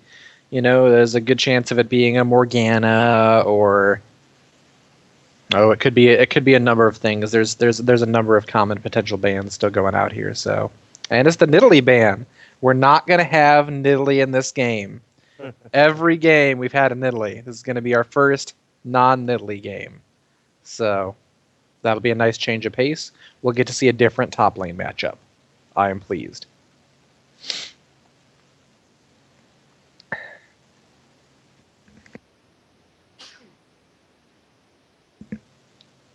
Excuse me, everybody.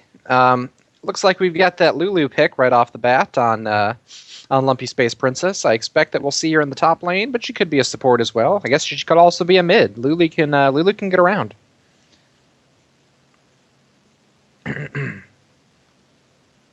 She's a very versatile champion, and even with some tweaks and nerfs that she's had recently, she's still a pretty strong and very common pick on a lot of different teams. All right, and our first two picks on Full Body Erection are Lucian, and it looks like probably a Morgana. Again, that's a pretty popular lane right now. Lucian's got a lot of upfront damage. Morgana's got strong crowd control with her binding and her ultimate, and she's got that black shield for Lucian. So a really strong support with a strong AD carry.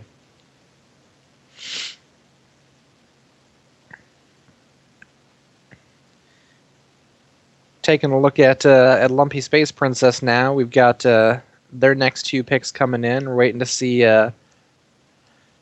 what's on the agenda here. We're seeing an Alistar hovered over at least again. Alistar is one we've seen a lot of today, and that Kog'Maw. I think we've had. Did we have the Kog'Maw in the earlier Lumpy Space Princess game?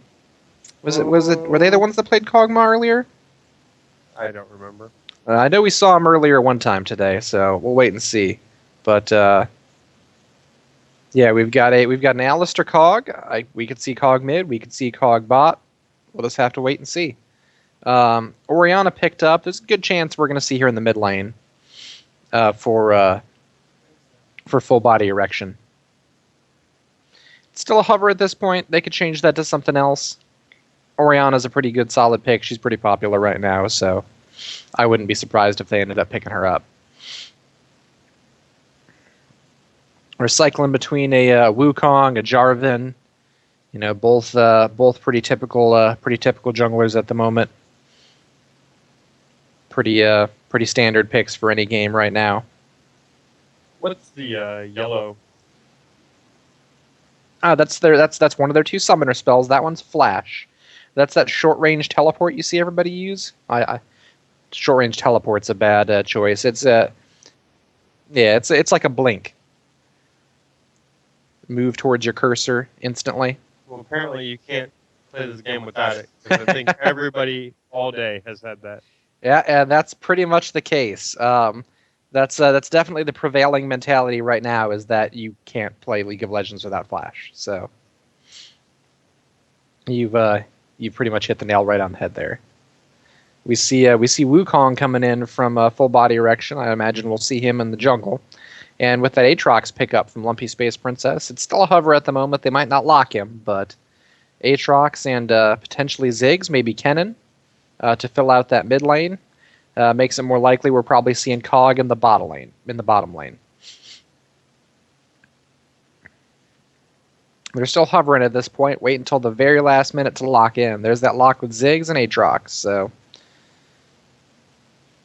now we're probably just looking at our top laner still for full body erection at this point. They're hovering over a Yorick, but that could change. It's hard to say. Yorick's not somebody we see a whole lot right now, but he is he's a champion that I like. I play him pretty frequently. I also play Ryze. They're just still both good champions, even though we don't see Yorick as much at the moment. Ryze is making a little bit of a comeback. We're seeing him in a lot of games currently, so a Ryze would not be surprising overall. Yeah, and that does end up being the lock in that case. Based on what we're seeing now, I'm going to go out and assume that we're going to be looking at probably Lulu matched up with Ryze in the top lane, Aatrox and Wukong in the jungle, Orianna and Ziggs mid, and Alistair Kog'Maw versus Morgana and Lucian.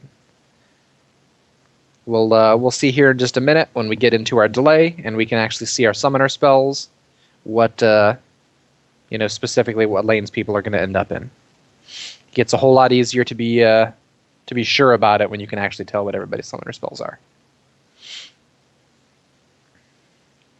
Now this is what do you look for exactly to know? Like a jungler is always going to take these spells? They're always going to have smite. A jungler is always going to have smite. While every top lane doesn't take teleport, if they have teleport, they're probably playing top lane. There are certain things like that you can look for. If you've got two people that potentially could be, support or mid, if one of them has exhaust and one of them doesn't, then that gives you a little bit more of a leg to stand on when you're trying to determine which one's the support. But we've actually got our spells revealed right now. We're in our delay, and it looks like pretty much everything is as expected. We're going to see that Lulu Ryze top, Aatrox Wukong in the jungle, Ziggs Orianna mid, and Cog and Alistair versus Lucy and Morgana bot. So that makes sense. Cog is a strong AD carry, but he doesn't have a good escape mechanism like a lot of the AD carries have now. He doesn't have a dash or Caitlyn a net like Caitlyn does or anything like that. So he's really got to have somebody that's good at keeping people off him. And Alistair's really good at that. He excels at that. With his headbutt and his knockup and his natural tankiness, he's going to be a good choice to protect the Cog. And really, with the team they've got set up, you've got the CC and disruption of of Lulu, Alistair, Aatrox, and the damage capabilities of Ziggs and Cog. This is definitely gonna.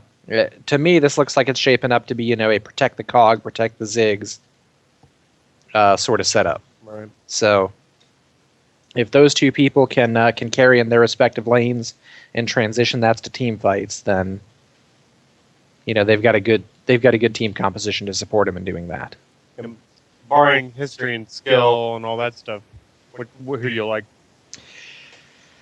Who won the team selection?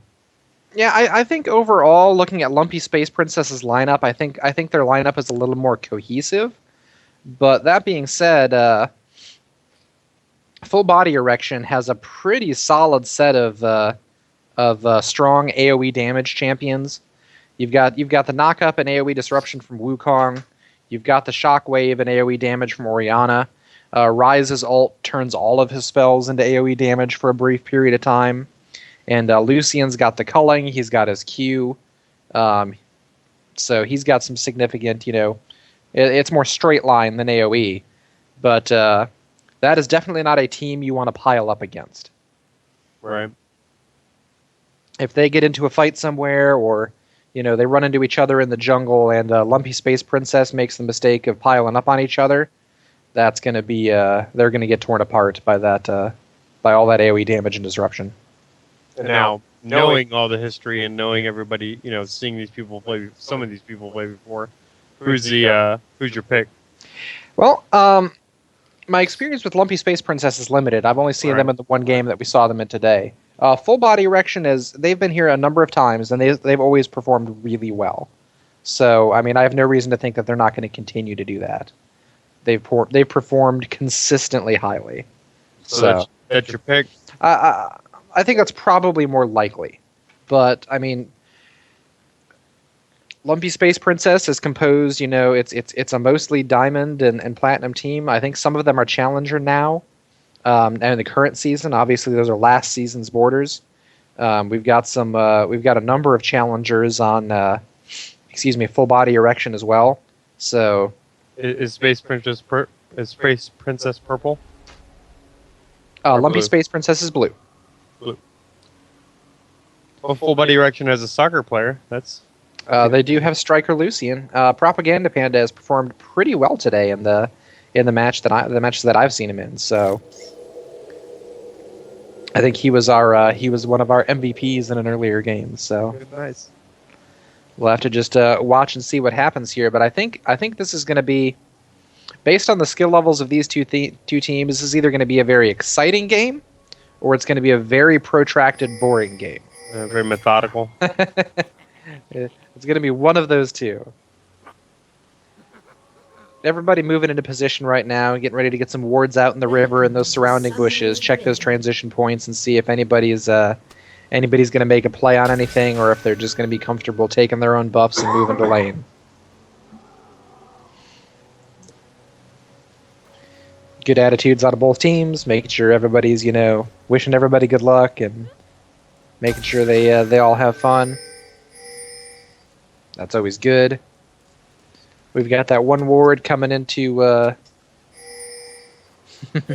Lumpy Space Princess's jungle from Full Body Erection, just past that tri-bush down there. Just missed Cog.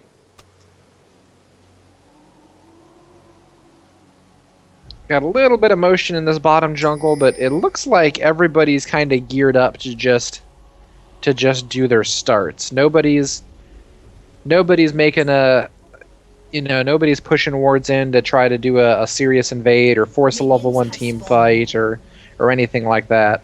Those things can be real big, but they can also be very random. Right. Even if you're well prepared, kind of crazy things can happen at times. So there's definitely gambling involved in that plan.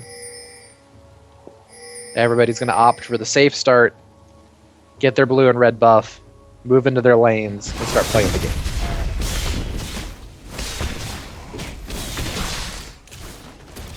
Orianna focusing real early on getting that auto attack damage in there on Ziggs. Ziggs is able to respond with, a single Q, and the damage from the minions is it's pretty significant. Nice shot. Yep. That Morgana binding is it's awfully important. I mean, he's got the heals. Kogbaw's got the heals from Alistar, so that's going to help him. That's going to help keep him back up in the lane. But you never want to take unnecessary damage.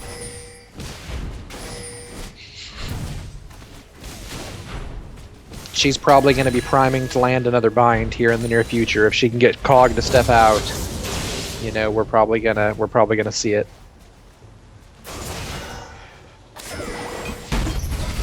Looks like we've got a little bit of fight going down here in the jungle.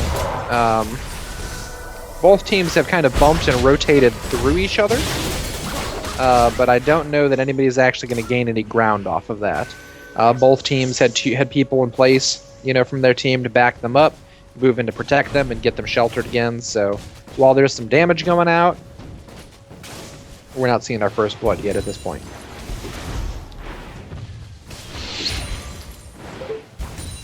Lucian and Morgana pushing hard right up onto that turret.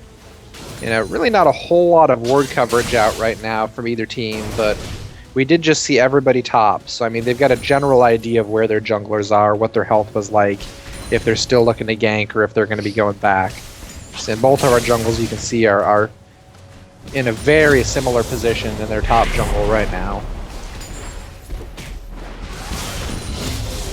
So they know they're overall pretty safe being where they're at. Though that won't last indefinitely. Eventually, their junglers are going to rotate down towards their end again, and they're going to have to fall back or get some wards up. A good satchel charge from Ziggs puts Orianna out a little far, and Aatrox is in a good position where if he can land that slow, which he does, he's going to be able to jump over that wall and hit the knockup. Orianna does land some auto attacks and an ignite on that Ziggs though, and pick it up as first blood. Even though Aatrox is able to follow up on her, that still gives her the first blood for the game. So, really well played by Orianna in a bad situation where the odds are really good she's not going to make it out. Good job on picking a target, going in that direction, and making sure you take somebody down with you. That's the best result you could possibly get from a bad situation like that. That's a really even start at the beginning. Oh yeah. Yeah, gold perfectly even. Kills even. Yeah, we're only at 1, but we've got Alistair going in and hitting that knockup. Cog trying to get in there and get a kill finished off, but just can't quite clear it. Nope. Cog goes down, unfortunately, and while he tried with that Acathian surprise to pick up Lucian and even that up, he just wasn't quite able to get there and to finish it off. It looked like he might have hit him with it, but I think Morgana actually had a black shield in there as well to mitigate a portion of that damage. So.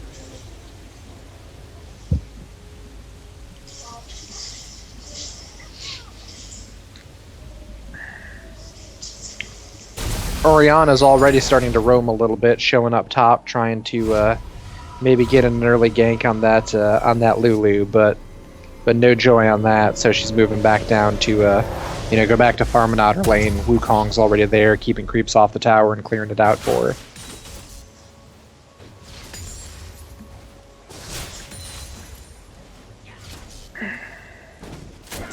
Our matchup of this Lulu Ryze matchup is probably a pretty good one. Lulu's got some decent long range damage. She's got some good poke with that glitter lance, and Ryze pretty much wants to be almost right on top of anybody he's fighting against. And Lulu's going to do a really great job in just not letting that happen.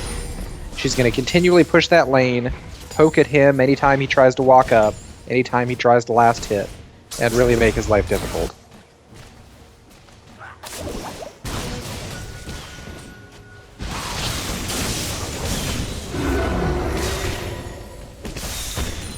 Based on what we've seen so far, I'm expecting here in this bot lane to, see some action relatively soon. They seem pretty interested on taking the fight to.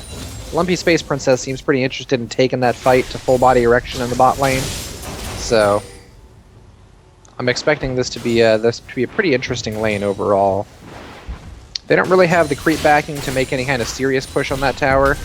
Ryze finally gets Lulu in a situation where he can actually close on her, drop some damage. Lulu forced to use her ult, but Wukong's there as well. He's able to just zip in, pick up the kill, and that gives Ryze some opportunity to farm up and maybe push some pressure back on that tower. So, well played by Wukong. Good map awareness. Way to be in the right place at the right time.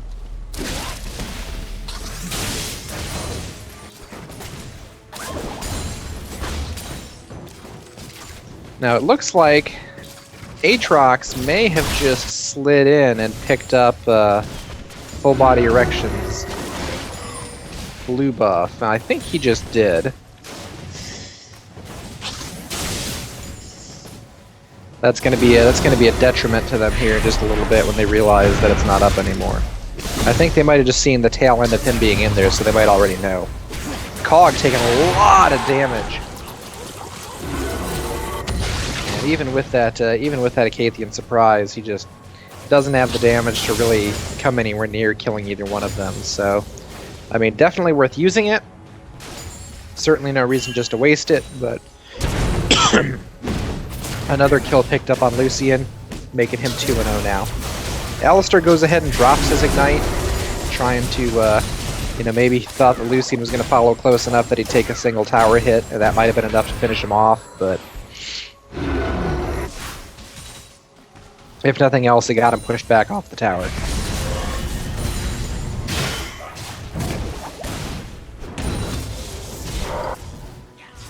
Aatrox feeds his blue buff to Ziggs, so great situation for Ziggs to be in. They've both got a blue buff. Oriana's... Oh, did he? Unfortunately, it actually looks like Ziggs did miss that blue buff, or maybe Aatrox took it. Either way, I was wrong on that. Ziggs isn't going to have that blue buff, so that'll stay... at least when it comes to that man in the CDR matchup, they'll stay evenly matched up there in the mid lane. Aatrox coming in for another gank. Oriana's close enough to her tower that all she's got to do is walk back. She's planning on recalling and doing a buy. Ryze putting some pressure on Lulu. Able to hit her with the Rune Prison, land a Q, doing some pretty big damage to her now. Flash in. Yeah, she uses her ult and is able to walk away from that pretty easily. Ryze's ult is on not a ridiculous cooldown, it's a relatively low cooldown, and it also goes down as he uses other spells, so it's something you typically see is a lot of ult usage from Ryze. So she's got to be ready to use hers as well to counter that, to hit that knock-up on him when he closes on her.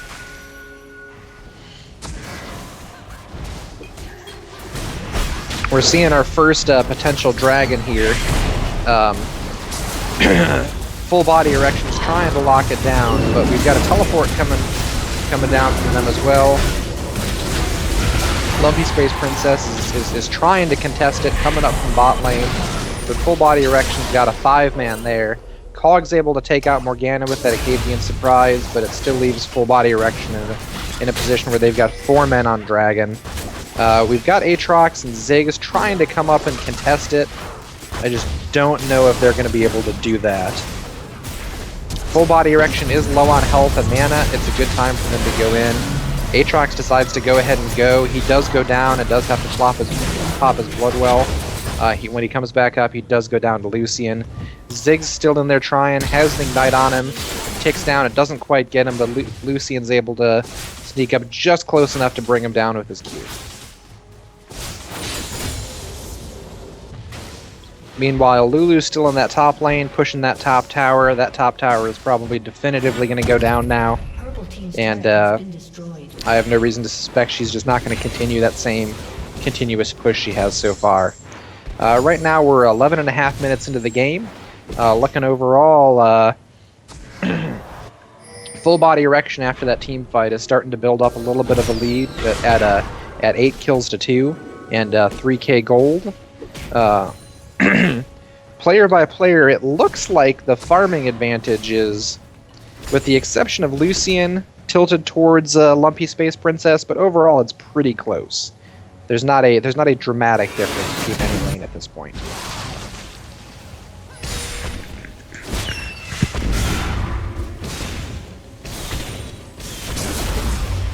Cog trying to land some early poke with his R on that Morgana, soften her up a little bit.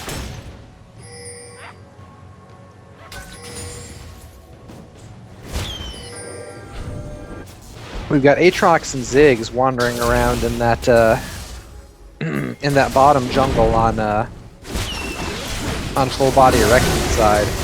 Damage coming out of Lucian is really impressive at this point in time. With his culling, he's relatively easily able to take Cog down while facing Cog and Alistar. Lucian does go down with that extra disruption from Alistar and the Acathian surprise, leaving Morgana and Alistar holding out in that lane. Ziggs tried to use that Mega Inferno Bomb to steal the steal the blue buff from full body erection. Not quite able to get it. Really, really close. That does end up going to Oriana. He was only off by just the barest of a second there, so really good effort on his part. Just the odds just didn't quite work out for him that time.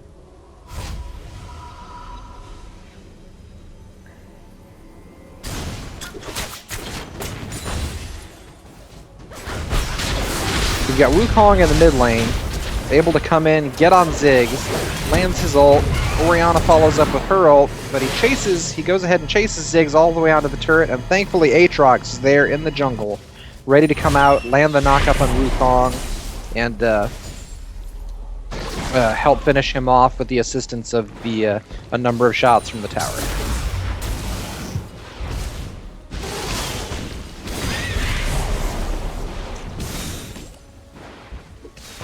We've just got continuous pressure in multiple lanes. Full body erection, now that they've got a little bit of a lead, is doing a really good job of keeping up some pressure mid, keeping up pressure bot. Rise is just a little bit behind top versus that Lulu, but it's very, very close. And this is what we expected with two teams of this caliber. You know, we expect the scores to be close. We don't expect it to be, you know... one-sided. Exactly, thank you.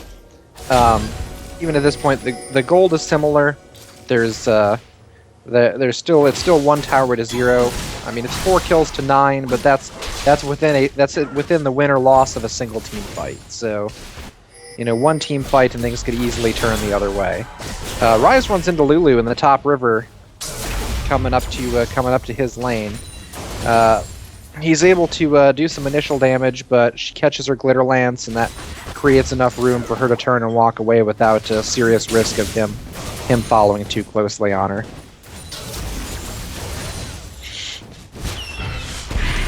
I'm actually glad to see a game at this point that's not completely one-sided at this point.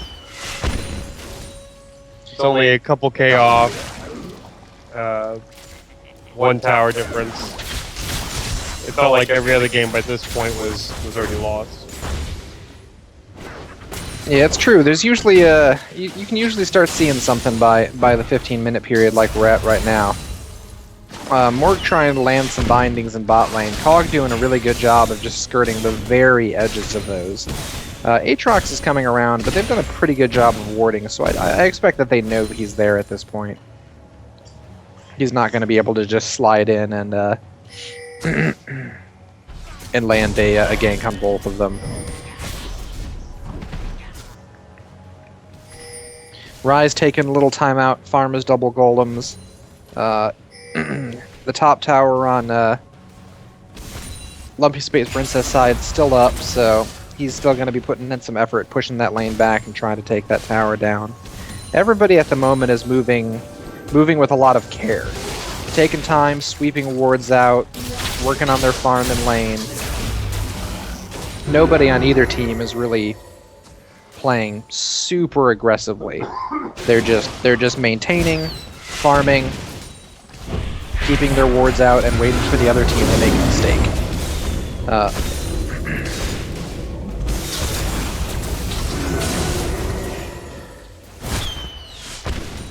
Aatrox here coming around for another pass now that he knows that ward's wiped out.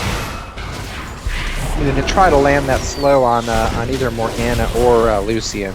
But the rest of full body erection is in place, already planning on taking that dragon. It looks like they're going to be able to take it down pretty easily. Morgana's close enough, she can start her soul shackles. It looks like she lands it on 3 people on that team.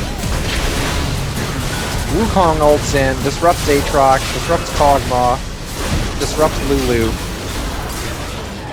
But unfortunately by this point, the amount of damage coming out of the Kog'Maw at range, the amount of damage coming out of Ziggs at range, is just chewing up full body erection. Even with their tanks in disrupting the fight, the amount of range damage coming out of Kog'Maw and Lulu and Ziggs is just so well focused at this point that. Well, at least they're all in there. All of them were in the fight, not people running off before they should. I mean, teamwork was good. It's still a close game. Oh, absolutely.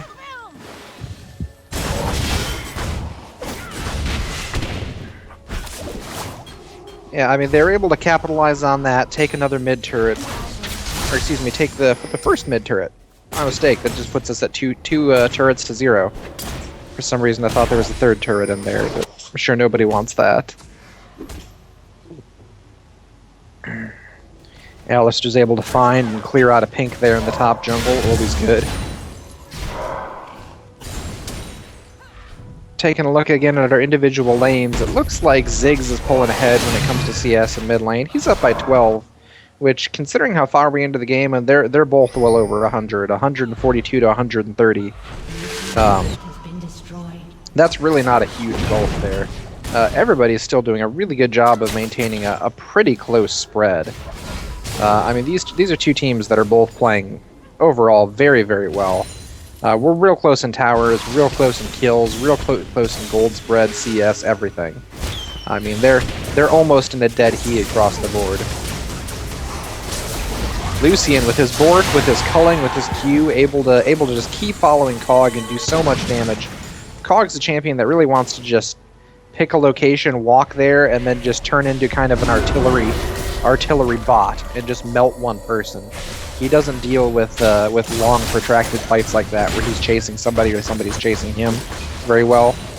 So that's I've noticed that Cog's taken a beating this game. like he's not he's either been running or dying. That's something I mentioned before this game started. Is the team definitely has to be, to make full use of them, the team definitely has to be suited to a protect the Cog Maw sort of gameplay. And they're definitely capable of doing that, and they did it to very great effect in that team fight on the river. But when Cog Maw's on his own like he just was, that's a much rougher situation. Really, while we've seen, you know, some team skirmishes, for a lot of intents and purposes, we're still in laning phase in this game. Yeah, I agree.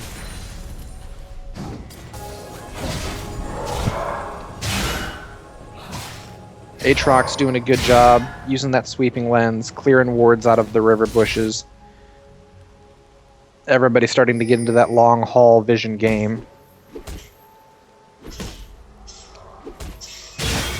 Both teams clearing the other respective teams' pinks out. That's going to be a constant fight throughout this entire thing.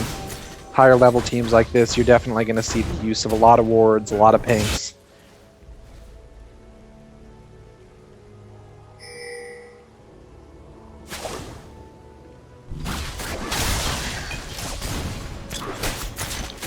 We're starting to see, looks like a 4-man push here into the mid lane, potentially 5.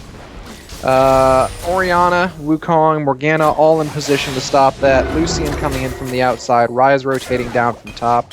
We may be getting ready to see a team fight here in just a little bit. Everybody's shaping up around the mid lane. Vision's already been cleared out a lot of the adjoining river spaces, so it wouldn't surprise me at all if we see something here in the near future. It all comes down to who can catch someone. And that was potentially the catch right there, but that black shield was able to stop a lot of it. Alistar caught Morgana out to the side, tried to come in with the headbutt and pound, but that black shield able to keep her pretty safe. So good job on her part. She's able to make it back around, back to the rest of her team, and now we're at effectively a poking standoff again. We're going to see a lot of Ziggs bombs, a lot of minefields, some glitter lances. Ryze flashes in, tries to get Rune Prison on someone, not able to quite pull it off. He's going in, staying on Alistair. Alistair burns his ult, mitigates a lot of that damage that Ryze is doing, but he's still trying to lay out whatever he can. They're still continuing this push up the mid lane, which may be ill-advised at the moment. It's hard to say. They can't fight on the turret at this point. I mean, they're doing well, but they're not anywhere near ahead to the degree they need to be, you know, to be comfortable fighting a 4v5 or 5v5 team fight on a turret. A lot of poke going down here on Wukong, but he's getting tanky enough at this point that he manages to deal with it without a whole lot of health lost. And now that they're excuse me, now that Lumpy Space Princess is in a point where they really kind of want to back off and regroup a little bit, full body erection is not going to let them do that. That being said, while this is happening, full body erection is still taking some decent poke damage. You know, both teams are getting whittled down a little bit as this protracted standoff keeps going on. Yeah, I don't know how they keep their patience up. I certainly can be patient this long, and maybe that's why I'm not good at these type of games. But Like I'd had to run in at this point. And that's a hard instinct to get over for a lot of people. Lumpy Space Princess rotated down to try to pick up this dragon before they went back, but Full Body Erection's not going to let it go uncontested. They move back into place.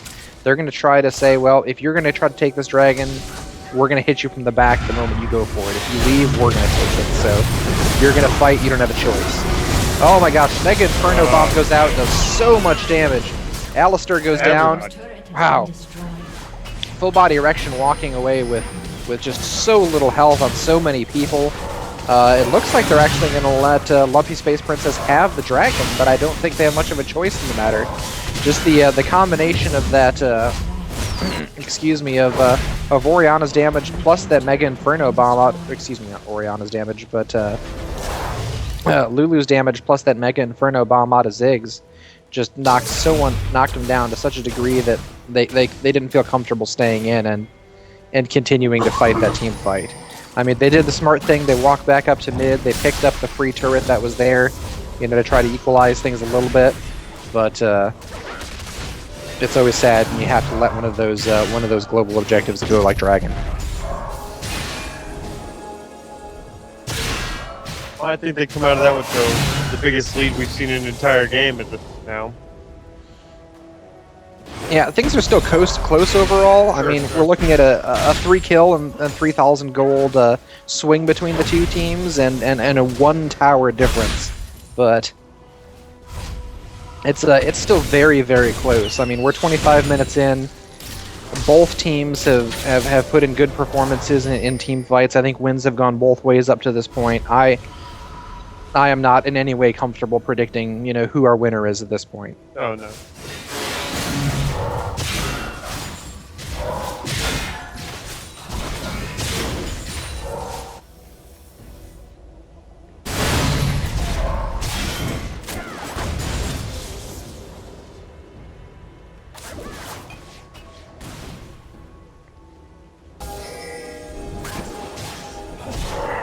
Aatrox has done a real good job at this game, consistently moving around and keeping wards cleared out. I think he's using that sweeping lens pretty much on cooldown.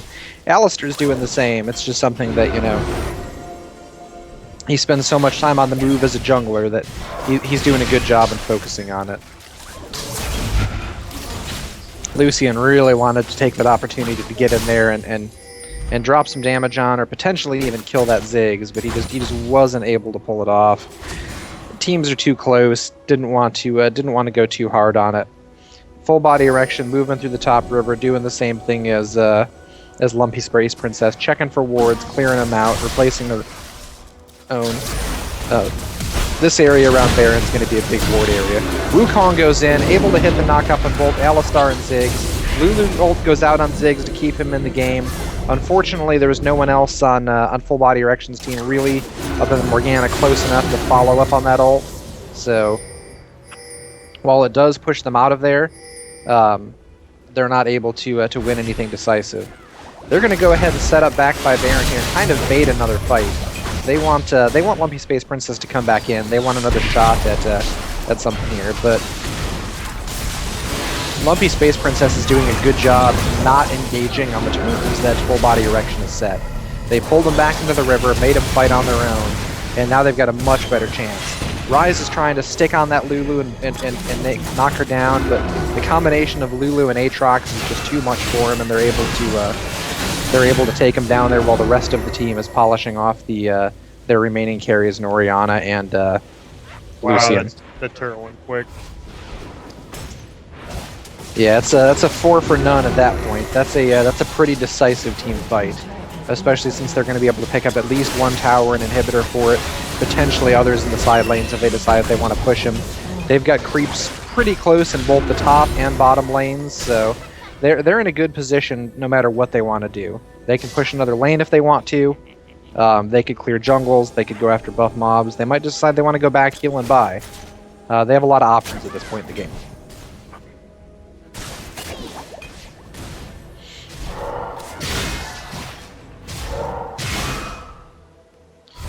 Keeping that vision off of Baron is going to be a big deal. We're probably getting close to the time we're going to start seeing a Baron dance out of these teams. Ziggs a little close there. Lucian throws down the culling to try to to try to pick him off, but that satchel charge knocks him back, and he's not able to finish it off. Both teams so focused on these on the warding and counter warding around this Baron pit. That's such a big factor in games like these when you've got two very good teams playing each other. Everybody wants vision control of that area. Everybody wants to fight for it. Everybody either wants Baron or they want to force a fight at Baron.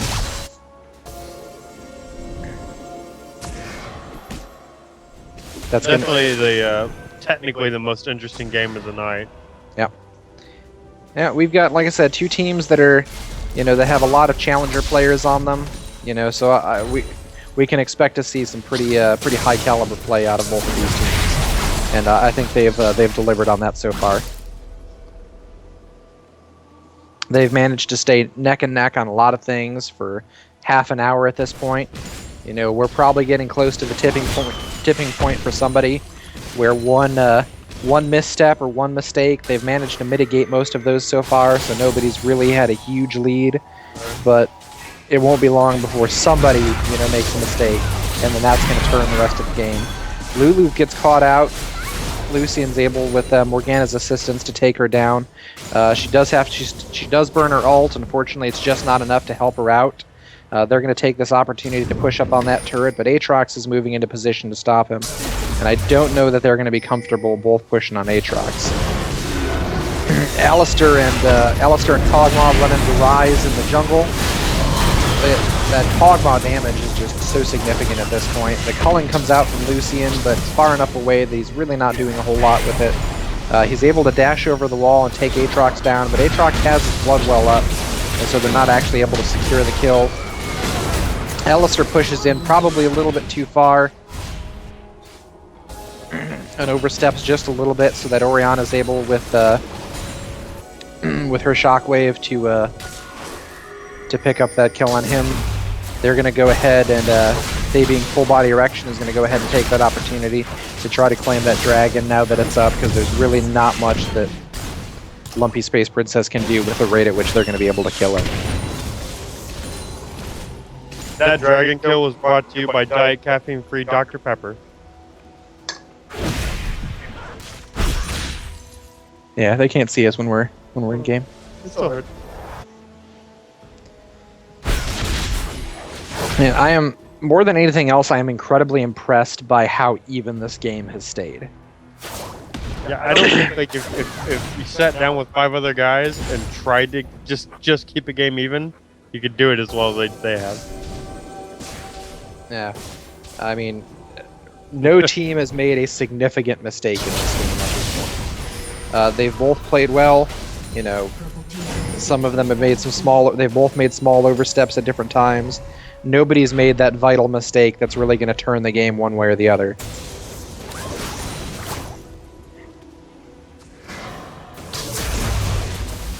As time goes by and death timers get longer, that's going to be something we're going to start having to contend with too. Having these fights that, go 2 for none or 3 for none with long death timers gives one team or the other the opportunity to take a lot of objectives, put a lot of pressure on the base, pick up a lot of towers, take a Baron, etc. It feels like every time there's a team fight, blue will get a little bit of the advantage, but in between those fights, purple always make that up. Yeah, both teams are doing a good job. That's certainly true. Overall, it looks like you said, Lumpy Space Princess, the blue team, are probably coming out of team fights ahead, but Wukong's able to go in. Until now. And controls on 3. That Mega Inferno Bomb comes out, does so much damage to Orianna, to Rise, to excuse me, to Lucian. Every time that Mega Inferno Bomb is just forcing 2 or 3 people to disengage. Morg and Orianna running through that bottom jungle. Kog's trying to catch up and finish them off with Azar. A lot of people walking away from that with just 50 hit points, 100 hit points. Very, very little. I mean, it's still a 2 for 1, but man, so many people on both sides of that fight walked out with very, very little. But that's only a 200 gold difference and a one kill difference. That's the the AOE damage coming out of Lumpy Space Princess from from that combination of Ziggs, Cog, and Lulu has proven to be huge in team fights. But once that initial burst is out, once that Mega Inferno Bomb is hit, once Lulu's abilities have hit and her CC is worn off, things seem to equalize a little bit. Or if those initial bursts don't actually net them, 2, 3, 4 kills, they're not doing a great job in picking up the rest of them. So, I mean, don't get me wrong. They still, they won a team fight, 1 for 2, and were able to pick up an inhibitor out of that. So that's a win in my book, no matter what.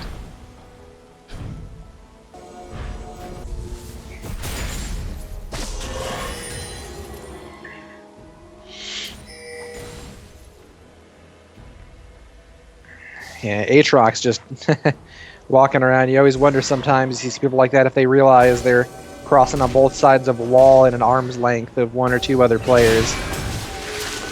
And this is the time. This is going to be a big deciding factor here. Lumpy Space Princess decides to full Baron, but they go ahead and peel off it. They've got good vision of that area. They know full body erection is coming. Aatrox has already taken a pretty good amount of damage from Baron. And full body erection is just interested in pushing a fight at this time. They're not going to allow Lumpy Space Princess to take that Baron uncontested. As soon as they moved in and started doing it, there was pressure on their back immediately, and that's good on them.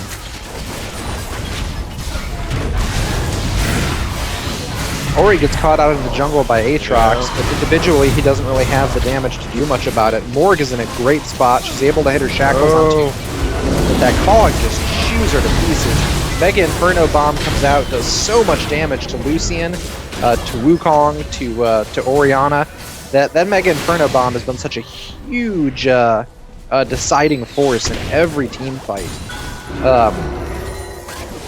Ziggs has really just done an excellent job of holding that till the right time when he can hit 3 people solidly with it, and that has really been that's been a huge game changer in every fight he's had in it. That's 3 for none right there.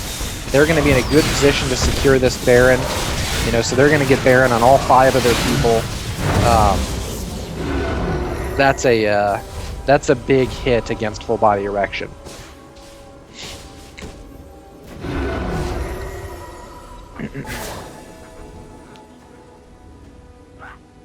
That's probably, so far from what we've seen this game, that's one of the most telling individual fights we've had. 3 for none, the ability to secure a big objective like that. They need to take this and really lever it into something worthwhile. Picking up those buffs is a good call. Getting full body erections blue on Ziggs is going to help Ziggs out a lot.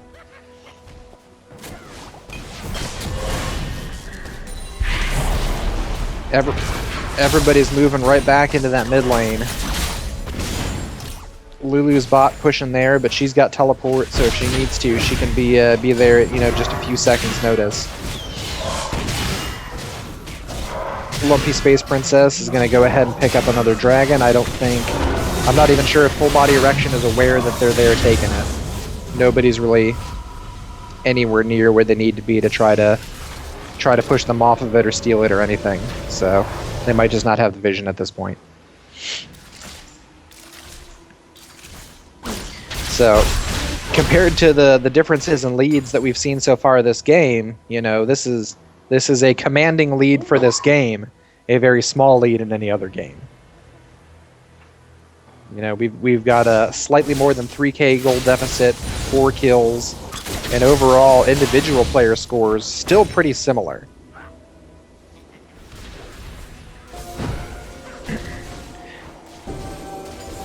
There's no one team doesn't have a significant CS advantage. If you look player by player, it's back and forth. I'm curious to see. Lumpy Space Princess wants to come in, wants to get this inhibitor back down. If they're willing to really invest in that push, this team fight, while they've still got Baron, is a make or break team fight. This fight could easily turn into a win right here if they do it right. And they're going to push the turret. They're going to go ahead and back off. That's not a bad decision at that point. Their safest bet. Keep doing what they're doing. Keep grinding the lanes down. They've got mid where they want it. They need to go ahead and do the same thing to a second lane. Get that second lane of super creeps coming in with another inhibitor down. That puts them in a position where they can very, very safely push on that other lane, push on the Nexus, have a couple of lanes of super creeps backing them up, and then there's very little a team can do to stop you at that point. Even if player for player you're pretty evenly matched. If you can have a couple of lanes of super creeps pushing along with you, that's just a gigantic advantage in your favor. What do you think the death count is at this point? I'm sorry? What do you think the average death count is at this point? How long is it, when you die, how long is the counter? I don't know right off the top of my head. As soon as somebody goes down, we'll be able to see it on their portrait, though. It's significant at this point. That Mega Inferno Bomb comes out again, and he's able to hit Lucian, Wukong, and it looked like Orianna as well, and just devastate all three of them. Orianna went back to base and healed. Probably not a bad idea in that instance. They're continuing this push, which is getting a little dangerous because they're a little bit beat up at this point. The shockwave comes out from Orianna, really only catches Alistar. Aatrox dives Orianna. He goes down, but he's got his blood well up. He's going to be right back up in just a second. Cog in the back line just continuously he's like a little mini portable cannon, just chewing people up one after another. Orianna goes down, Wukong goes down.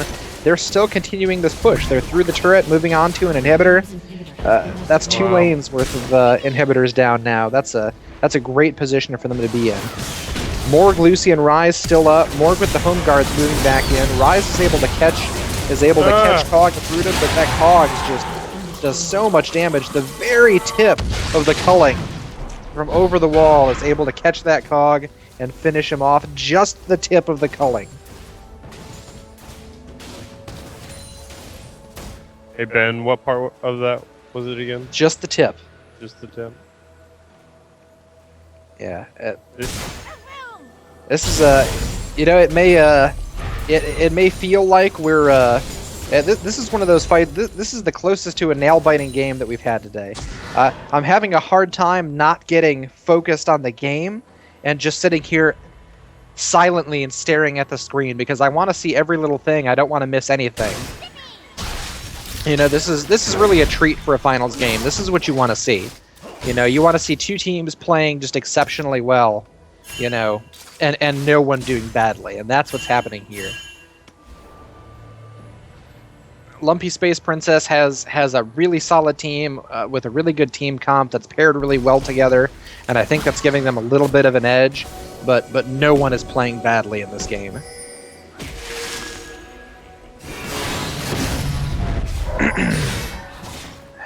They're in a good position now. There's so much pressure on Full Body Erection's base, doing things like making sure they have their buff mobs when they spawn and things like that. It's just not something they can afford to do at the moment. They've got to keep the creeps pushed back, or they're going to lose Nexus turrets. They're going to take additional damage from that. All of Summoner's Rift, with the exception of, you know, what's inside Full Body Erection's base, is pretty much free and open to Lumpy Space Princess right now to do whatever they want with. They've historically had a really good record with these fights. Oh my gosh. That Mega Inferno Bomb is just, in every team fight, I don't even know what to say. It's such a ridiculous force in every single one of these. And it's the same thing there as it has been. He's able to pitch it out that time. It finishes out for Orianna and puts two other people at half health. Pretty much neutralizing a team fight with 14. I think this really speaks for team selection in the beginning because for all intents and purposes, both teams are matched up really well, and they just pushed them like they weren't even there. Yeah, it's really, really impressive game, guys, from both teams.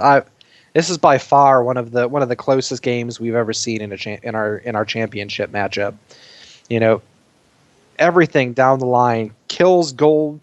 You know, the tower is looking close until just the very end, when Lumpy Space Princess was able to get, you know, just a little bit of a lead, and they did just an amazing job of pushing on that and capitalizing off it to finish the game up. So, Yeah, good job, guys. Yeah, You were really- definitely the lumpiest of princesses.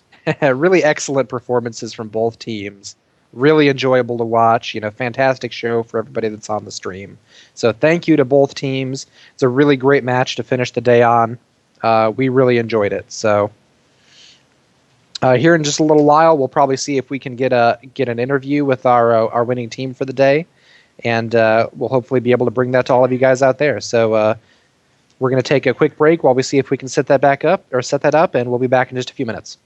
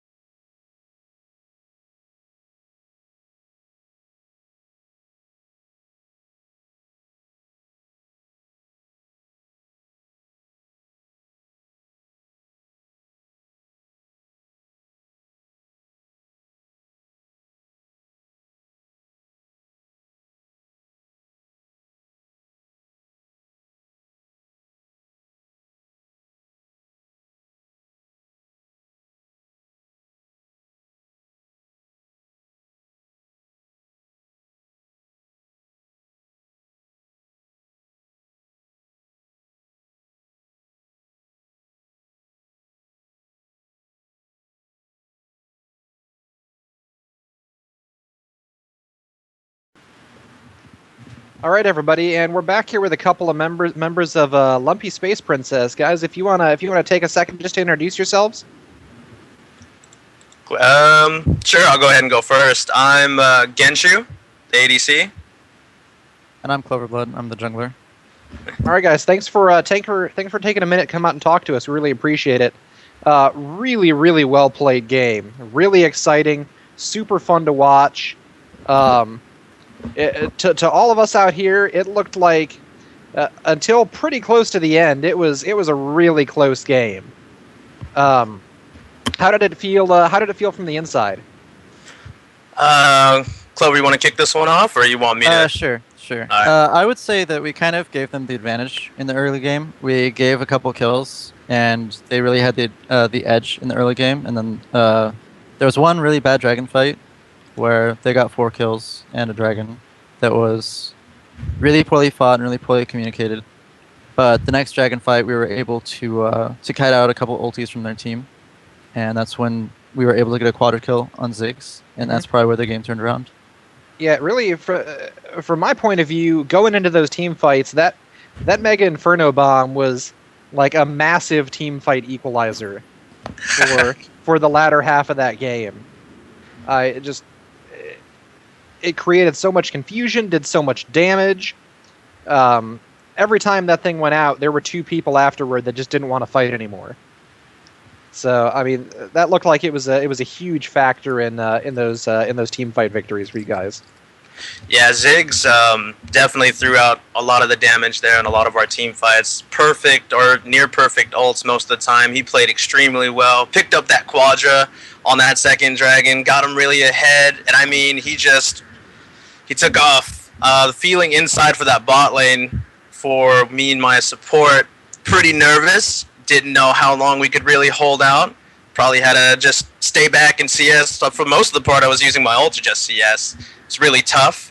I mean, but yeah, I feel like in the end, Aatrox or Cloverblood here and Ziggs, Cloud X High, they pretty much carried that game. They carried us to the victory. Lulu did some work too, but I mean, like, who really shined that game was the Ziggs and the Aatrox. It was awesome. Sure. They both did very, very well.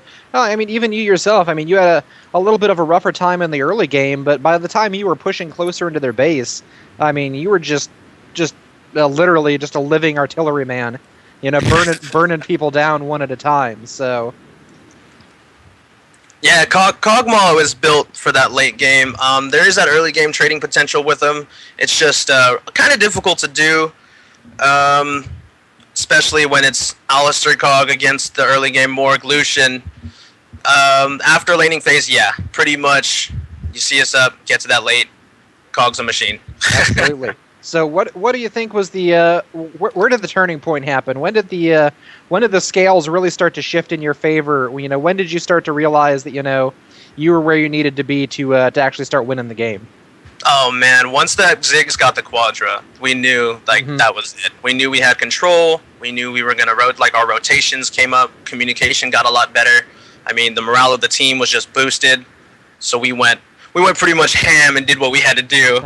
And we ended up coming out winning. So it was a good victory.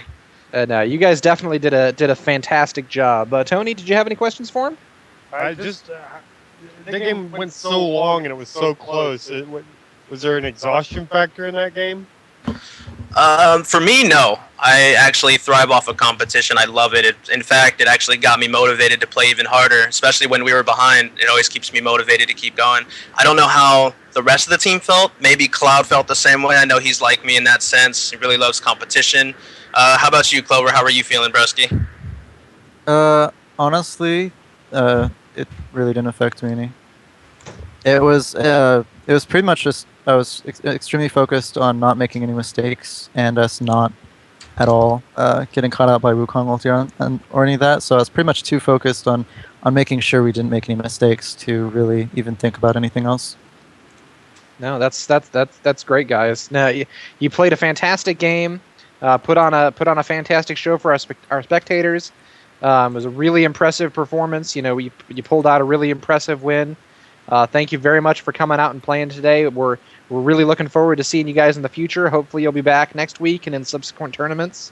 Definitely. You'll see more of us bringing out that LSP. Got everyone cheering and rooting it now, so yeah, got to represent. It's fantastic. All right, guys, we'll be looking forward to seeing you back. Thanks for taking some time to talk to us. It was great having you here today. Great game, and congratulations on your victory. All right, thank you very much, man. Thanks for having us. Take care.